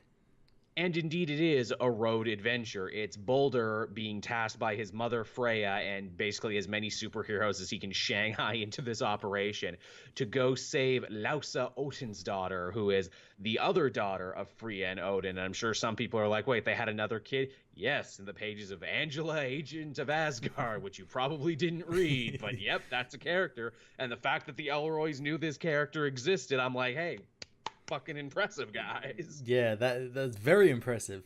But he's tasked with this, so he has to recruit heroes. So he recruits Spider-Man, Miles Morales, who helps him get in touch with Rosalind, Rosalind Solomon, who takes them to the castle where they're told by the silent Norn, who isn't too silent because her sister's died, and she's got to like fill in for them, that they'll get other heroes to protect it. And it's like the funniest joke in the whole book, where like she like tells them all these heroes, and Spider-Man's like, there, Doctor Strange and Deathlock and Hawkeye, an archer who never misses, a man of flesh and metal, you know, a master of the magical arts. Yeah, and Wonder Man and all these people, and they end up getting them, and it's a play on like, because Boulder is like so far removed from what's been happening, so he's like, be ready for like changes. So like obviously they get Kate Bishop's Hawkeye, they get Sebastian Druid, the runner-up Sorcerer Supreme, and I like how all of those are different, but Wonder Man is the same. Wonder Man. That was a hilarious joke. Because that's Wonder Man's place in the Marvel canon right now. He has neither moved up nor down. Yeah. He is just forever Wonder Man. Also, Wonder Man's agent is named Joel, and I like that. Yeah, and he looks like you as well. He looks a little like me, and I'm like, and I know this character existed from before, and I'm like, did this guy always look like me, or do I look like him? But yeah, it's very fun. You know, it's kind of sweet too. I like we start it in a media res, and Kate Bishop is the only one who can drive the camper because everyone else is either too young, doesn't have a license, or or has to look after the baby. The baby, yeah, it's just a really clever, well put together little story. Feels like a good road comedy. Yeah, and the person who was after them, who's Queen Cinder has sent after them, is Ares, the god of war. That's a great reveal, because, you know, they're chasing them down in like a Mad Max mobile, and I'm like, oh, well, obviously it's going to be more fire goblins. It's going to be, you know, more stuff from the Queen of Cinder, who has a particular boner against the baby, because obviously Malekith's forces, as part of their invasion, they're attacking all the royal family. And I'm like, oh, it's going to be like the Queen of Cinders. It's going to be Curse or someone. No, it's freaking Ares. And it's like, wait a minute, isn't he supposed to be on the good guys team sometime? Also, didn't all the Greek gods die in No Road Home? Maybe. To which a lot of fans were nice to bring up in my comment section. They're like, actually, Joel, it's far more confusing than that. Ares has died like 4 other times in 4 other books and hasn't stayed dead. Yeah, well, you can't really kill the god of war. No, war is eternal, and especially now when there's like one of the greatest wars in the realms, of course he's going to want a piece of this. Yeah, so it's going to be interesting to see if he's like other gods of war, where he feeds off war, and because there's a war happening, it makes him basically nigh invincible. So like, how are this team of like nobodies or like second tier legacy characters going to deal with him? It's a great concept. It's a great setup. I also love the idea that Malekith, an Asgardian villain, is like, oh yeah, I'll recruit guys from other pantheons. Yeah, anyone to get my war done. Yeah, I don't give a shit. I'll recruit because I want to see that pitch meeting. What did they offer Ares? Hey, you want to be part of a sick-ass war? Yes. Yeah, you can get Rhode Island. Yeah, you can have... Well, apparently they're going to do that, actually. When Malekith wins and they take Earth, that's what they do. They literally cut up all of America. Yeah. Into different kingdoms. It's like, okay, this is New Muspelheim, this is New Jotunheim. And I love that as a concept. What conquering villain gets what states? All right, well, I want the state with the Five Guys. I want the states with the In-N-Outs and the Shake Shacks. You got to pick one. You can't have both states. Oh, I will kill you right now. But yeah, this really good. Man, I hope the Elroys get more work writing comics. Yeah, this is really funny. Yeah. I hope like after this is all said and done, that they're like, hey, come write. You know, right. I love that. While I was reading this, I was like, okay, I want them to write like a Wonder Man book where all it's him is just in like Hollywood listening to shitty pitch meetings, and he's got, and because he's a pacifist now, he's got to be a hero who does things that doesn't allow him to attack it, has to be smart about it and everything. I like that. Like, that'd be awesome. They'd be an excellent fit for that. Wonder Man is overdue. And yeah, Wonder Man gets the best, funniest material in this book. Yeah. Where he's like, you know, trading on his success. Hey, you know, the Vision was my brother. I thought the Grim Reaper guy was your brother. Well, he's my brother too, but we don't talk about him. And I'm like, holy shit, they're talking about Reaper. Holy crap. Yeah, they also do like a deep pull with like Wolverine. It was like, that guy looked like Hugh Jackman. It's like, hey, it looks like Del Grey Scott, who was originally meant to be cast as Wolverine. Like, that is Jesus funny, Christ. and I like that Miles knows that. Yeah. That is really, really good. But yeah, good on them. And also too, hey, the McElroys, podcasters turned comic writers for Marvel. Hey Marvel, I don't know if you've heard of this podcast that exists online. It's called the Comic Multiverse. It's hosted by this cheeky but lovable Canadian and this cynical but also lovable Australian. They'll write stuff for you. We'll do it. We don't even have to pay us. No, we'll do it for union rates. We'll do it for scale. We'll do it for a sandwich. Heck, give us half a sandwich and we'll split the sandwich. Is what we'll do.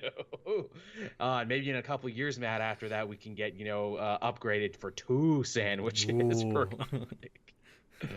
But yeah, that one was really good. It was. I hope all the tie-ins are this good, honestly. I have a feeling they will be.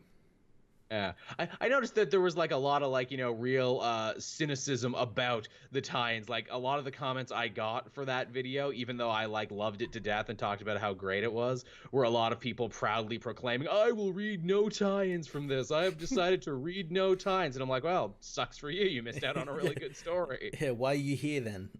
Yeah, why are you here then? Did you really need to let that be known? Have you been sitting and cooking on that for so long you had to share it with the world? All right. You do you live your own truth, it's all you can do.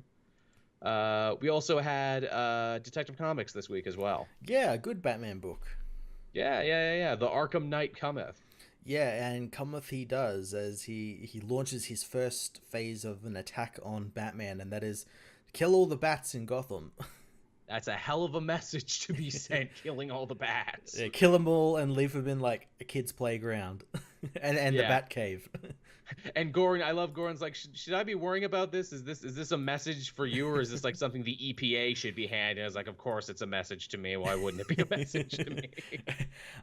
So because of that, he obviously goes to the forerunner of bat technologies and bat physiology, and that is Kurt Langstrom. But obviously he's on Justice League Dark, so he's got to deal with his wife Francine. Nice continuity, and because she was Man Bat 2 or Woman Bat or Man Bat Woman. Yeah, and she's pretty crazy. She's kind of crazy. We're not sure why, but she's got to go somewhere, and to get to that place, she injects herself with the Man Bat serum and becomes the Lady Bat. Lady Batman woman. and it takes Batman to the zoo, the Gotham City Zoo, for some reason. We're never given a reason why, because a bomb explodes and creates an artificial sun in the sky above Gotham. Literally bringing light to darkness. Yeah, taking away probably Batman's biggest advantage, which is the shadows and stealth. And it's here. Batman. Oh no! I don't look nearly as cool in the sunlight. No. I look like a man in bat pajamas. Shit! They can't do that thing where I'm all in shadows. And because of that, obviously the Arkham Knights team, the Knights of the Sun, which I love that as a concept. They're not just generic military henchmen in the video game. They actually own the knight part of Arkham Knight. Yeah, and they actually are dressed in knight armor, but that's been modernized. They still have the face masks of a knight and everything. And Batman notes that all of their weapons are particularly effective against him and his armor, where his aren't against theirs.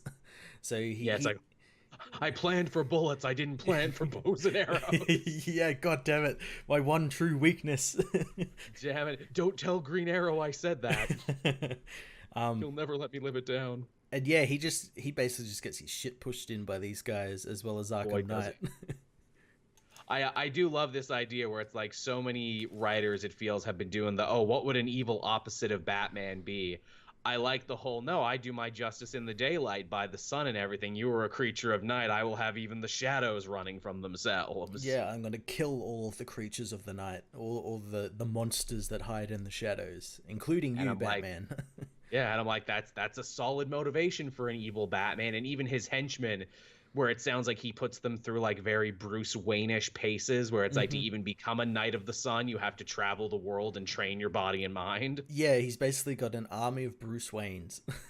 Yeah, I'm like, that's very cool, actually, and I like that they're owning the medieval part of this character. And as people were sure to fill me in too in the comments section, they're like, hey, Peter Tomasi also wrote those Arkham Knight video game tie-ins. He wrote like 2 of them. Yeah, and obviously it's so different from that, which makes me saying like, oh, he's getting kind of a do-over. Like he's not restrained by how the story of the game fucked up the whole Arkham Knight thing. He can do probably what was maybe his original idea for that character.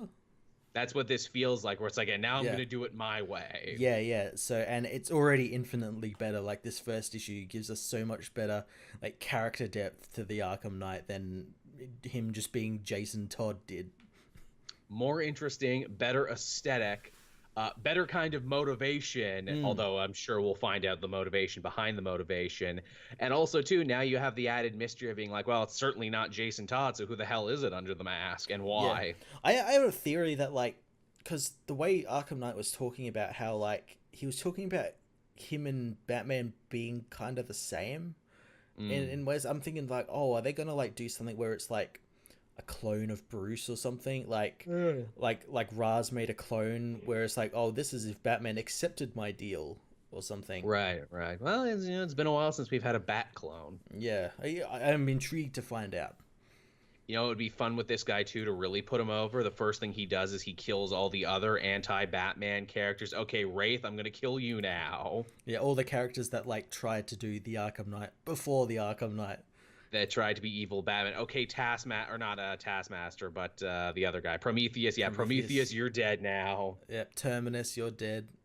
Terminus, yeah, all these other evil alternate Batman. That's what I would do. I would go full on Hobgoblin with it to be like, no, I am the one true king now. There will only be me. I guess you'd also have to kill the Batman who laughs, but that's its own story. Yeah. We'll go into that because we had that one as well.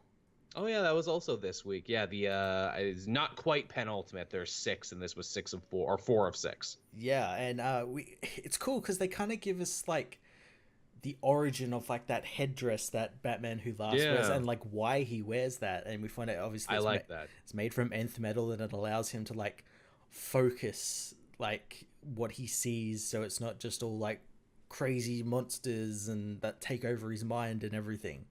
Thought that was cool. It gives him video game vision, basically. Oh, I can turn on my bat vision. I can turn on my detective vision. Yeah, and that's why Bruce made his own. He wasn't turning into the Batman Who Laughs. He made it because he figured out that's why he has that, and he thought, oh, well, I'll use that. And of course, Alfred's like, don't be fucking ridiculous, Master Bruce. I'm gonna beat the shit out of you. I love that they got into a fist fight. I love the dialogue as well. It's like, I've never fought Alfred before, and it's like, oh god, he could beat me. He could kill me. Yeah. I love that like Alfred was actually getting some really good licks in, and I'm like, man, how many times has Alfred wanted to lay hands on this guy? He's like, I can do this now. Yes. I'm sure he thinks every night, like, and this is how I'd kick his ass if I could.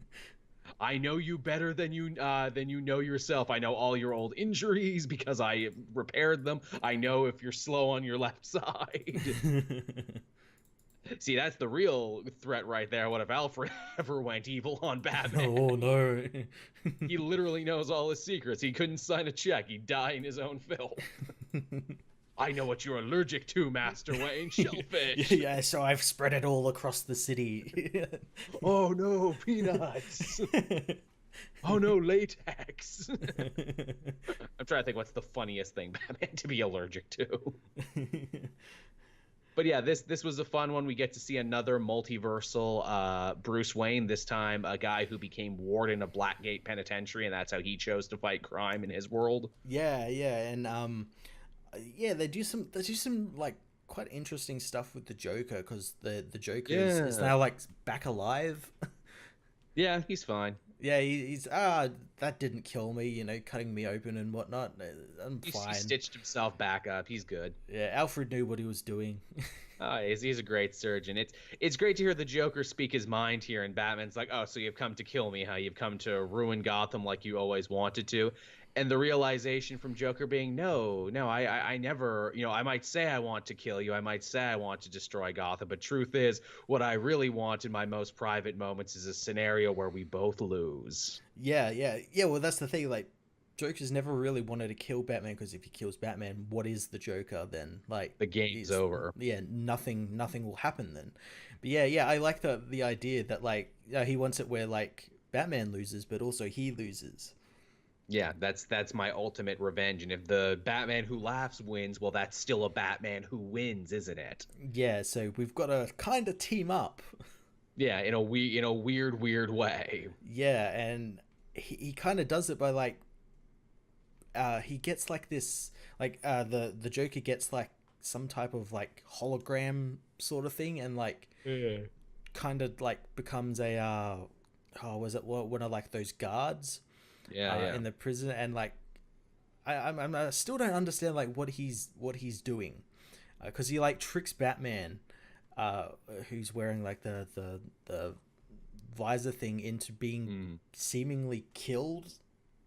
Yeah, it was a whole thing where it's like, oh, see my true face, see the madness of it, and then you know they obviously think that he's the Batman who laughs because he looks like him, because he's wearing the stupid visor. Yeah, which kind of confused me, because like, okay, you're saying like, because if Batman loses, like, then like you don't win, you want us to both lose, but like he just got Batman seemingly killed, so like, what's going on? I'm sure there's another level to this plan. Oh yeah, definitely. I'm intrigued to find out, as well as like, Scott Snyder teased that like the the Court of Owls are gonna tie into this as well. Really? Yeah, he said like, by the time this series is over, Batman Who Laughs will have fought the Court of Owls as well. You know what it probably is? The Court of Owls probably have something that Batman Who Laughs wants. They probably have more dark metal. Yeah, have some like machine, or some part of the machine that he needs to like take over Gotham, or something. Right. Yeah, something like that. As we know, they were the Judas tribe. They were always about the metal and everything. So yeah, I'm sure they have something that he wants. Yeah. So I'm just intrigued. I'm intrigued that it's taken this long to get them involved. Oh, you know what it is?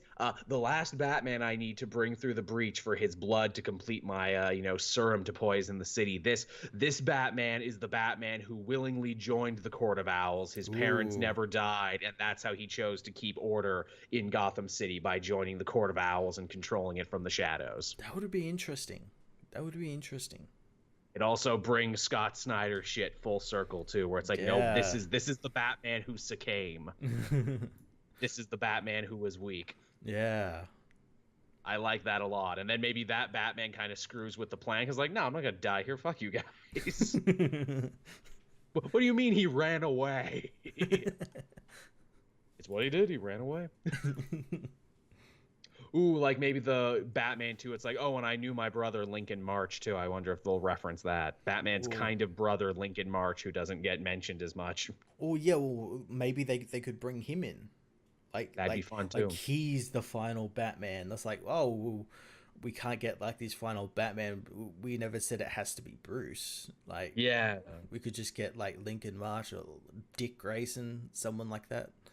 That'd be good too, because that means that Scott Snyder could pluck Lincoln March back out from obscurity where other writers put him. Literally at the end of that stupid Robin War storyline, the International Court of Owls just buried Lincoln March in a box and left him there. Remember that stupid story? They're like, Lincoln March, you're fucking up our shit too much, you megalomaniacal asshole. We know you're immortal, so we're putting you in a box and we're burying the box underground. Yeah. Wonder if they'll bring back Duke. Remember Duke? He was so integral to everything, but then he wasn't. He was the signal. He had the power. He was going to do stuff in Dark Knight's Metal, but then he just didn't. Yeah, he did something with Green Lantern and then nothing. Yeah, what a hanging plot thread on that. But didn't Duke have the power? Wasn't he the signal? Yeah, people didn't like him. Yeah, which, I mean, hey, credit to Snyder then. I guess he's just like, all right, moving on then. Yeah, I've got this new character. Yeah, I've got other stuff to do. Moving on. Although I'm sure he's a little jealous too that his student James Tynion got Harper Row and Young Justice before Duke or any of the new sidekicks he invented. Although in fairness, I guess they kind of invented her together, because Harper Row shows up there before in the Court of Owls story, but she doesn't get importance as a character until later on. Yeah. She's just the girl who dug Batman out of the water that one time. Yeah. Yeah. What else did you have there, Matt? I had two more. Actually, Yeah, technically three. I've got two more. I had Superman issue 10. I read this one. Yes, I read this one just before we started. Yeah, so we got an explanation of how John is as old as he is, and Yes, because it's not something like everyone thought where he's just aged up just cause. There's a reason. yeah.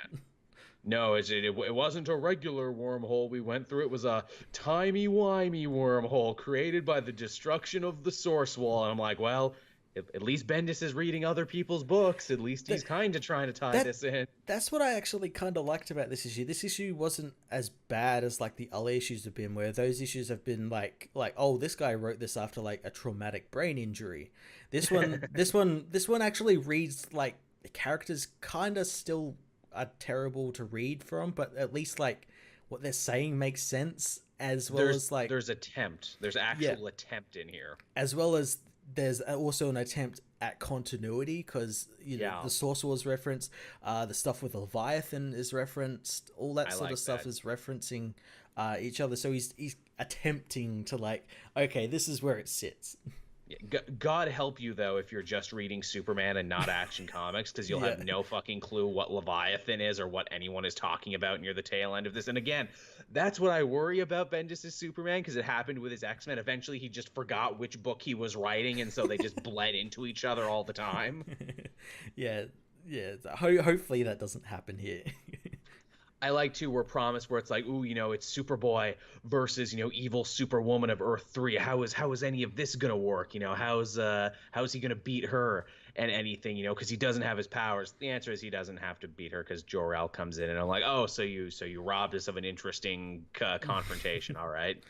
Yeah, and as well as he kind of makes up a point of like saying like, oh, this is the Forever Evil crime syndicate. This just happened years before Forever Evil, because of the time distortion and everything. But Jor-El shows up rocking a mohawk. Question, Brian Michael Bendis. If this is the Earth 3 of the past, then why did Ultraman talk about knowing Superman when he technically shouldn't have met him yet? I know the reason for that, because like Forever Evil didn't obviously happen the way like none of the New 52 happened the way it happened because of Superman Reborn, which changed things. Remember, like him wearing that like New 52 costume was only a part of a larger tapestry. Bendis doesn't know that though. Yes, but I do, and that's all that matters. We gotta fit it into It fits into that. You know what? Here's the thing. Here's how we can kind of explain it. The crime syndicate was aware of Main Earth and was aware of the superheroes. That's why they sent evil Alfred to go and scout out the universe and to find Pandora's box and everything to bring all of them over. Yeah, well, as well, they never mention that like Ultraman fought Superman on his Earth. Just that he tangled with him. So Superman could have been like the Grant Morrison's story where they go over to that universe. Which again contradicts it, but then again, you could also chop it up to just Ultraman is a liar. So yeah, you can never really believe what he's saying. He's just, well, again, as he even says in that story, he constantly embellishes himself all the time. So whatever. But again, that's the explanation. We get creepy Grandpa Jor-El too, which is I think where you were going. Yeah, he's got like a mohawk and everything, and he takes John, and he's got like a stick thing that like zaps him back to like their proper time. And we find out like he's pretty pissed because he spent like years looking for John, because he knew John went into the wormhole, and then obviously he did as well, because they're big ship, and John was teleported somewhere else. So he was spending years looking for John, but he doesn't know where John went until. Okay, See, I think I read that wrong then. The way I read it was, oh, you want to leave me, but I spent all this time looking for it. I'm like, no, you didn't. You didn't even know he existed until just recently. Yeah, no. Yeah, I think you did read it wrong, where it's like, yeah, he spent like years looking for John after he fell through the wormhole, like looking for where John, and he thought like John disappeared because they were talking about John leaving back to Earth, and he thought, oh, maybe he's gone there or something. It was really written like a person with brain damage wrote it. That was hard to pick up on because you're talking about time travel, but you're also talking about the last time they met. Yeah. That was a little hard to parse because I'm like, well, you couldn't have been looking for John for that long. You've only been on Earth for X amount of time, and even before then, you didn't know he existed. You didn't even know you had a son who was still Superman and shit. But yeah, we're actually given an explanation, and a kind of cool sciencey explanation, sci-fi explanation about how John aged. And it was when he went through the wormhole, he was stuck in, obviously, Earth 3 or 2 or whatever you want to call it. And he was stuck there for a number of years. So when he came back through the wormhole, his body caught up with himself. So he aged 7 years because he was stuck on that Earth for 7 years, even though it felt like 3 weeks to him. This techno mumbo jumbo explanation too would also seek to imply that if you could do it one way, you could probably reverse it as well. Yeah, so it's there. It's not going to happen straight away. No. As I've explained multiple times to people in my comments section, it's like, let the story play out. Let it play out. The option is there now. Exactly. He's building for that option. Let the story play out. Again, talking about continuity, we find out the reason Jor-El and John got separated was because everybody's favorite new character, Rogol Zar, attacked them. Yeah, Roger Zerg attacked. And he attacked with General Zod and Jack Zerg. I know he partnered with Jack Zerg, but General Zod is very interesting. Yes, because Superman did a dickish thing leaving General Zod in the Phantom Zone when they last met. General Zod had actually come all the way to try and help him and actually fought Rogol Zar alongside him. Yeah, so maybe that's just like the reason why it's like, oh, like Rogol Zar's like, oh, I'll just team with this guy for now because he's got a bone to pick with Superman as well. When we kill Superman, I'm just going to kill these guys. Yeah, but again, if you want to see what happened there, I guess wait for the big Supergirl crossover that's going to be happening with this book. Yeah. So their ship gets attacked and Jor-El managed to zap John back to Earth, back to just before he met his father again. Yeah. So that brings it all full circle and we're all caught up. Yeah. Again, as I said, like people in my comments were like, oh, why wasn't this told? And it's like, this is storytelling. You have a big reveal and then you're like, oh, this is what happened to get to that big reveal.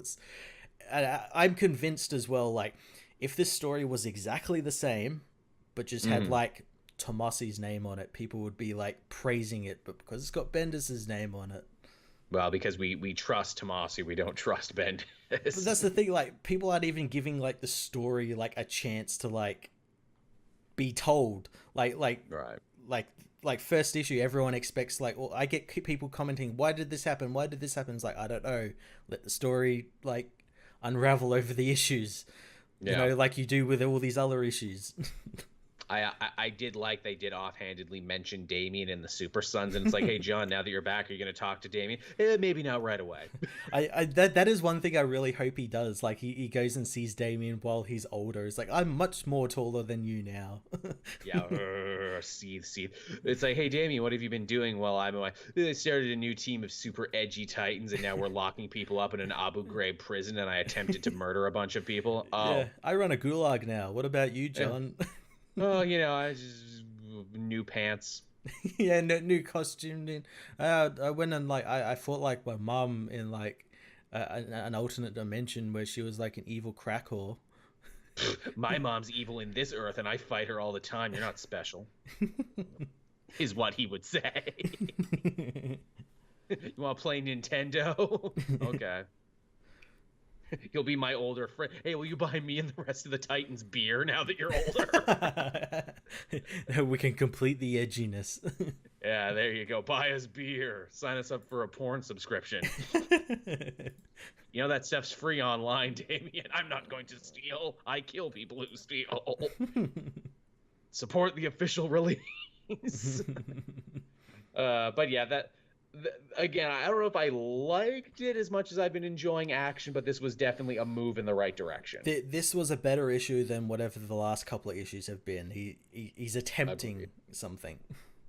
Most definitely. What was the other one I had here? I'll be quick on this one. I had Web of Venom, Cult of Carnage, #1. Oh, tell me how good Venom is being. Oh, Venom is amazing. This is all here to build up to the Absolute Carnage event, and they actually bring back a ton of characters and a ton of places from Carnage's history in one issue. Oh, nice. Yeah, so Misty Knight is actually investigating what's been going on here, which I think is amazing that Misty Knight needs to be in more things. Mm-hmm. Awesome. And she goes to the town that Carnage had taken over in that storyline, Carnage USA. Okay. Because a bunch of the graves have been dug up, and a bunch of the bodies of people that Carnage had controlled are all missing their spines. Oh no. Yeah, I know. Someone defaced a graveyard and took their spines. Misty's partner had gone in there first, and her partner turns out to be John Jameson, the Man Wolf, J. Jonah Jameson's Oh kid. yeah, yeah, the guy who's like an auxiliary Avenger at the moment. Yeah, a guy who has also had a long history with Carnage. He was in the Jerry Conway book fighting against him when he was part of that military outfit. And he also was head of security at Ravencroft Institute, where Cletus Cassidy was in prison for all those years. Nice. So they actually know each other, and the whole town is really weird and creepy. It's got this real like Stephen King thing going on, and that's because a new church has opened up. Okay. And that church is called the Church of New Darkness, and they worship Null, the symbiote god. Oh no. And obviously, we as the reader know what that is and know how bad that is, but John and Misty don't know, and they're just like, fucking Scientology. It's like, oh, well, how bad could this be? They just want like they just don't pay taxes and they want us to Yeah. donate like a couple of grand a year.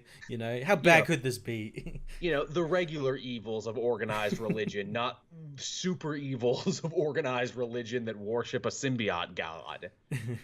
And we see that Carnage has gotten like a bunch of new people to join his cult. Obviously, there's like a bunch of symbiote related villains, but also a bunch of people who were on his team during like the original Maximum Carnage. So the Spider-Man doppelganger is there. Oh no. Because why not? And then, John Jameson's like, I will stop you, Carnage. And Carnage is like, you can't stop me. But also, I love the idea of having a werewolf on my team. Give that man a symbiote. Yeah, oh no, werewolf symbiotes. Yeah, give him a symbiote, then wipe his memory, then have Misty pick him up and take him back to civilization. And he'll be my sleeper agent and not even know he's my sleeper agent.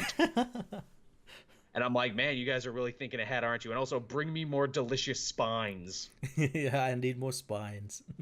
Well, I guess the idea being is that because as we learned in Venom, anyone who ever has had a symbiote, Yeah. it leaves like a little trace on you and everything of genetic material. And if you take that off a person, you can access bits of their power and personality. And I'm guessing that all of that is kept in the spinal region. Yeah, yeah. So he's got to crack open those spines. Got it like a big juicy lobster and get the sweet, sweet symbiote juice out. And I guess Carnage's idea is like, well, I might as well retrace my steps and go back to all the places I've been and collect all my genetic material before I move on to other stuff. Yeah, he's spreading that genetic material all over the place. All over the land, all across America. Get that Cletus jelly. Yeah, just ropes and ropes of it everywhere. Oh, terrible red ropes of evil. Also, get ready for my event, Absolute Carnage, coming soon. There'll be so much of it. I do love the idea that this is an issue to tide you over, where it's like, what happened to Carnage? Oh, he's doing evil shit in the background. Wait like a year and a half, and we'll get back to this and see how evil he's been since then. Oh, the cult of New Darkness, it's taken over. It's the hot new celebrity religion. That's all we need is a celebrity endorsement. Hey, Tom Cruise, you want to talk about our religion? But yeah, Web of Venom, Cult of Carnage, great stuff. Loving this series. Frank Terry wrote this, not Donny Cates. Nice. It's good that there's still like some symbiosis between the writers. A lot of symbiosis. He actually liked the video and told me on Twitter, and I appreciate that when that happened. Awesome. Yeah, that was a nice thing. He's a good guy, Frank Terry. Now I only had one last one, but I'll let you go because I feel it's probably the same book. Well, it probably isn't because I know you're going to talk about Avengers. But I was going to talk about Supergirl issue 29. Oh yes, go ahead with this. Does it tie up with what's happening in Superman at the moment? It kind of does. So Supergirl obviously has been out in the universe hunting down the true origins of Roger Zerg and the Circle, this kind of Illuminati cult plate people made out of all the key races in the universe who've been manipulating things behind the scenes. Big wigs. And she finds like the next step in Addis Apapa's like will or confession, and this sort of details the origins of the circle. That they came about because they saw the universe was always falling into like butchery and conquest, so they're like, oh, we'll get together like the Ranians, the Thanagarians, the Guardians, all the warriors, all these different races, and will basically be like the people that like shepherd the universe into proper ways so they don't get too warlordy. Sounds about right.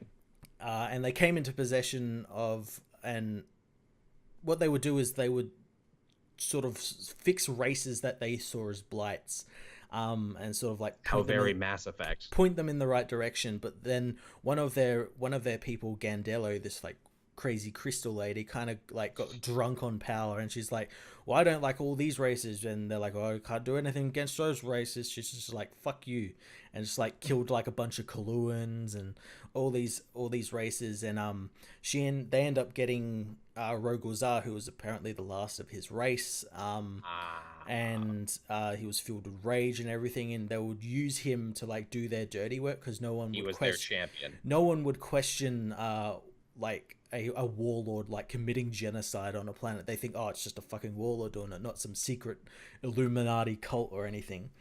Okay, I like that, where it's like, why was Rogol Zar picked as a champion? Because he looks like a fucking monster, and no one's gonna ask any questions when you see that face show up. Yeah, and but they found out that he was kind of hard to control, as you would a big monster warlord, and Gandello saw an opportunity in this, so she's like, okay, so what I'll do is I'm gonna let you use this device that I stole from Jor-El and repurpose. It was a device that was used to create planets. She reverse engineered it so it would destroy planets. Wow. You're going to use this device to destroy Krypton. Jesus. Krypton is a blight because they're getting too powerful and all that sort of stuff. So he does that, and so it really isn't Rogol on his own that destroyed Krypton. It was Gandello and the Circle. And the Circle obviously banish her because they're like, oh, we can't have any of that sort of stuff. You do too much genocide at once. Naughty. And she goes against them, and she's the one who's been like killing them off, so she can take all of their power.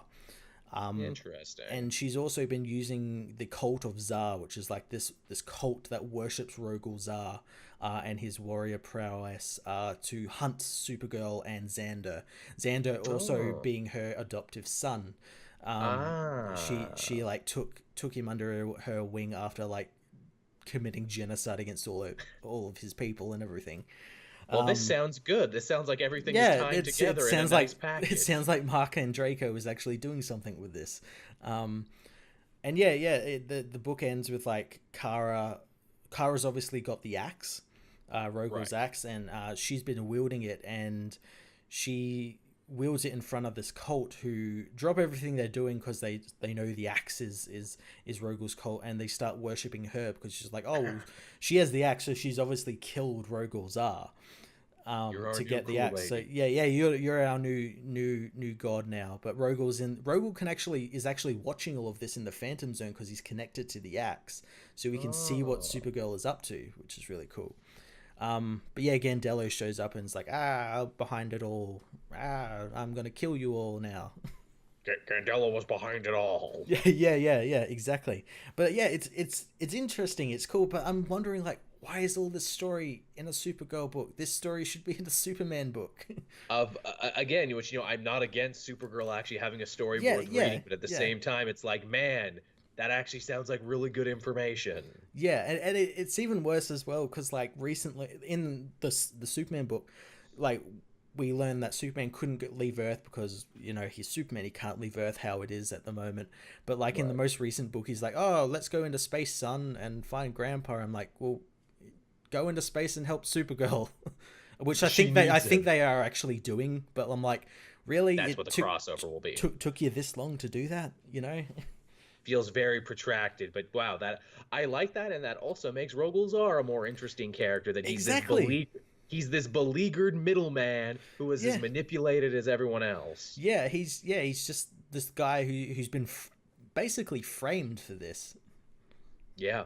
Yeah. Although he does seem to have a real hate on for the Kryptonians. Have they That explained what that's about? well, see, that's like another thing that they mention in this book because Kara asks like the projections like, well, why does Rogol hate Krypton? Like, why does she hate Kryptonians? And it just convenient bit the recordings like, I do not have that information, that is elsewhere. I'm like, they're saving that for another issue.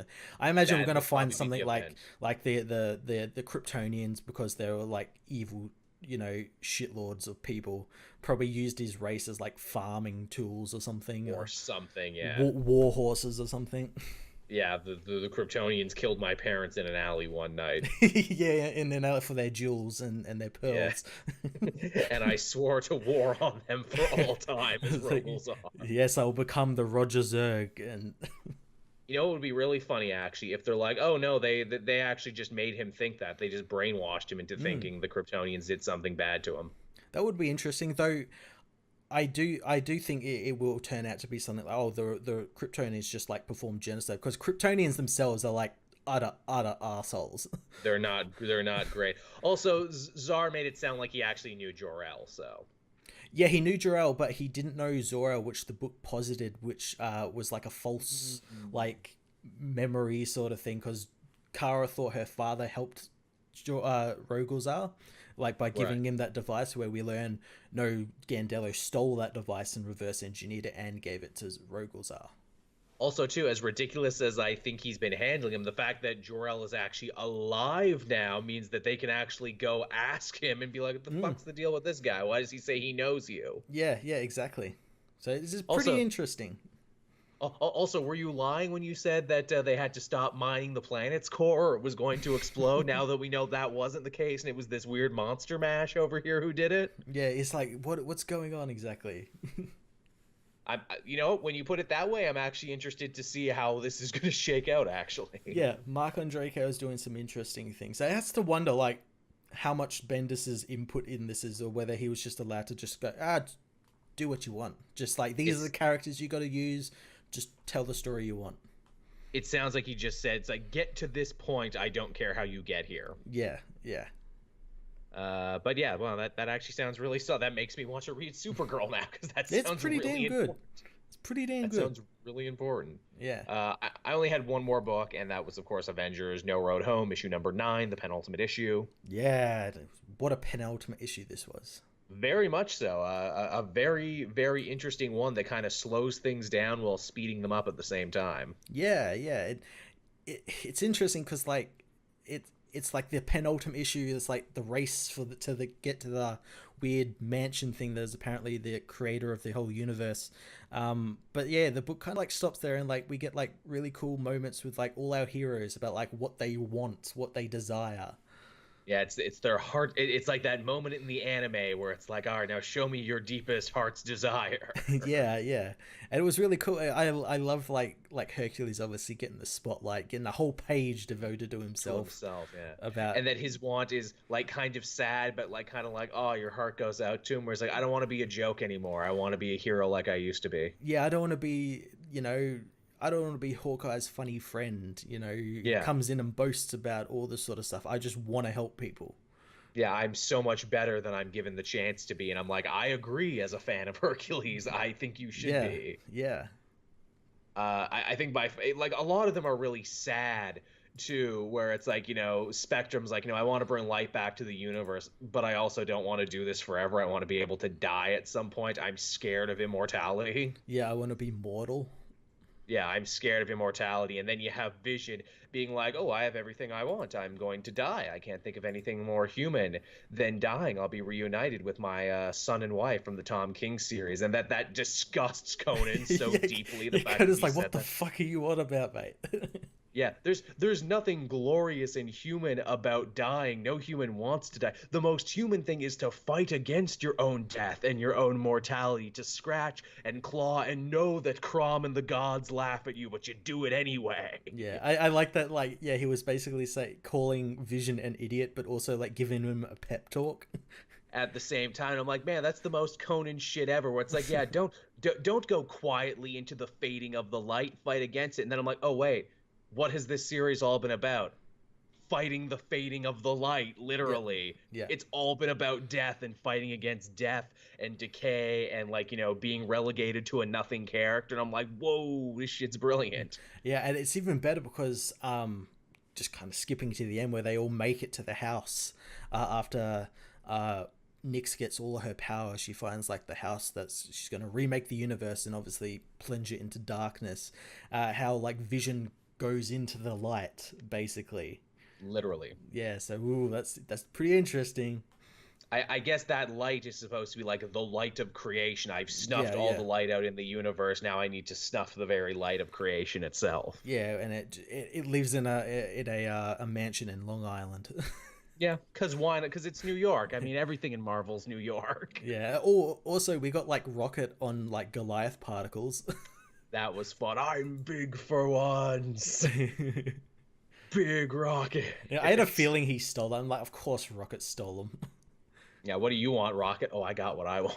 Yeah. I would have liked though that like it wasn't Rocket who stole them. It was like Hulk, and Hulk like takes them while he's the Hulk. It's like, oh my god. The Hulk bit is great too because we don't hear what he wants. It's all like very silent. She says, "I could never do that to your world. I could never do that." I have a feeling since it was Bruce, I have a feeling it was just him asking to like die. Yeah, please kill me, please die. Or it was the Hulk talking. It's like, give me full control. Let me go nuts. Let me have this. And she's like, no, I can't do either of those. I can't kill you and I can't give you full control. Sorry, Hulk. Sorry, Banner. Once again, you never get what you want. Neither of you get what you want. In fact, you are joined together by the fact that neither of you get what you want. Yeah, I am intrigued though, like whether this makes that whole he can only turn Hulk at night thing go away, because the whole issue is basically set at night, and he's not like Nyx has taken that from him. He's just Banner now. Right, because she beat the crap out of him so hard. Yeah, so I wonder if like that's sticking around now, whether that'll feed into like his immortal Hulk. Right, I'm sure he'll get it back by the end. I'm sure once they fix the universe and put everything back. Yeah. Which I'm sure will be depressing for Banner. It's like, fuck, I'm back to this now. I was free for 5 whole minutes. But yeah, No Road Home is great. One of the best weekly series in a long time. An amazing sequel to what was already a really good series. This is going to read great in trade. This is just good from top to bottom. Yeah, I'm really intrigued to see what's going to happen with all these characters after this. Like, my dream would be like Hercules and Conan getting a book together and like just living in Astoria again and just like doing random stuff. I mean, Conan's going to be busy. He's got that, gnarly Avengers or whatever the hell it's called. Yeah, gnarly. It's called Gnarly Avengers. That is what it is called, Joel. Sorry, it's called Savage Avengers, but it might as well be the Gnarly Avengers. That sounds better. That sounds like a joke comic, but also sounds truer to the material. It's the Gnarly Avengers, written by Shaka Bra. It's a pen name. It's not a real name. Oh man, if I ever write something, that is going to be my pen name, Shaka Bra. I'm South African. Shaka Bra, South African. It's real common name. It's your version of Akira Yoshida. Exactly. I'm Shaka Bra, bro. It's just me with like a bunch of puka shell necklaces and Hawaiian shirts when I come in to do meetings. Whoa! When I thought he said he was South African. Why is he talking like a surfer dude? Shaka Bra. Oh man, I think we found the next great character for the comic multiverse, Shaka Bra. Shaka Bra. Shaka Bra. What are the adventures of Shaka Bra? What's he doing this week? He's surfing in California and then like attending a vape conference. Vape Nation, Shaka Bro. Yeah, he's trying to get like a vape franchise that he can set up on like Venice Beach. Shaka Bra wants to run as president for Vape Nation, but he needs to find a proper running mate. And as president of Vape Nation, bras, we're gonna pull sicker, fatter, harder vapes than ever before. Our clouds are gonna be so thick. Thick ass clouds that will blot out the sun. Shaka Bra. There we go. That's him as a villain. That's like I gotta like blot out the sun with my vape cloud. I like that, and only the gnarly Avengers can stop Shaka Bra. That's the sequel to No Road Home. Avengers, diggity. No Road Home, brah. No Road Home, brah. Man, I think we have an early contender for this year's best of segments. Revenge of Shaka Bra. But yeah, No Road Home is good. It is. Should read it. It's good stuff. If you've been trade waiting, now's the time to start. You can probably read it all by the time the next issue comes out, because it comes out next week. Yeah. Comes out this Wednesday or today by the time you're listening to this show. Yeah. We might already have known how it ended. We might. We might already know. So anything else to talk about, Matt? Did you have any more books, or was that it? That was it, actually. That was it, everyone. That was a good, long, strong, thick vape of a show is what that was. And that's what we're going to start calling them now. So thank you so much for watching and listening. We hope you enjoyed it. As always, if you're a patron, you get to listen to it first before anyone else over on patreon.com. You can become a patron for as little as $1 a month. Every donation is really appreciated. Never expected, always appreciated. Thank you, everyone who already is a patron. That's our little way of giving back to you. Everyone else can watch the video version of the show, the version you're watching right now. Wednesday at 8, I always try and get that up, and the audio version sometime the next day on SoundCloud and iTunes. And thank you, those people, too, for not only listening there, but for downloading and for leaving reviews, because that's really good for us. Yeah. Boost us up in the numbers. Boost us up, help our internet dicks grow strong and defiant in the internet podcast game. It's really important. And anything to promote, Matt? Anything? I think next week we were talking about doing Infinity War commentary. Yeah, well, by next week, by this time next week anyway, I will have seen Endgame. So yeah, probably a commentary for Infinity War. I think that would be much suited. Yeah. Also, too, Matt and I, because now I got this new streaming rig and everything, I'll ask the fans now. I'll poll them here. Would you watch this show live over on popular streaming channel that I am afraid to name here because YouTube sometimes grabs it if you mention it? Yes. Would you come to the Itch and watch it? The Itch channel, we were talking about potentially doing that. Would you? Because we normally record Sundays at 10, and I know that might be a little late for some people, but is that something people would be willing to come and show up for? Because we might just do that. Yeah. I suppose we could learn to stream on YouTube too, but I figure if we do it on Twitch, it's easier to be like, okay, and now I can guard that one and then get it to everyone who pays for it and everything. Yeah. Is the idea, but mull that around, everyone, because we might try doing that. We might try doing a live version of this show, because I feel like live podcasting is the way of the future. It's the way it's going. Yeah. We don't want to get caught behind the times. But yeah, so thank you everyone for watching and listening. We appreciate it. Matt and myself will be back next week, same time. Yeah. See you, everyone. See you, everyone. Bye bye.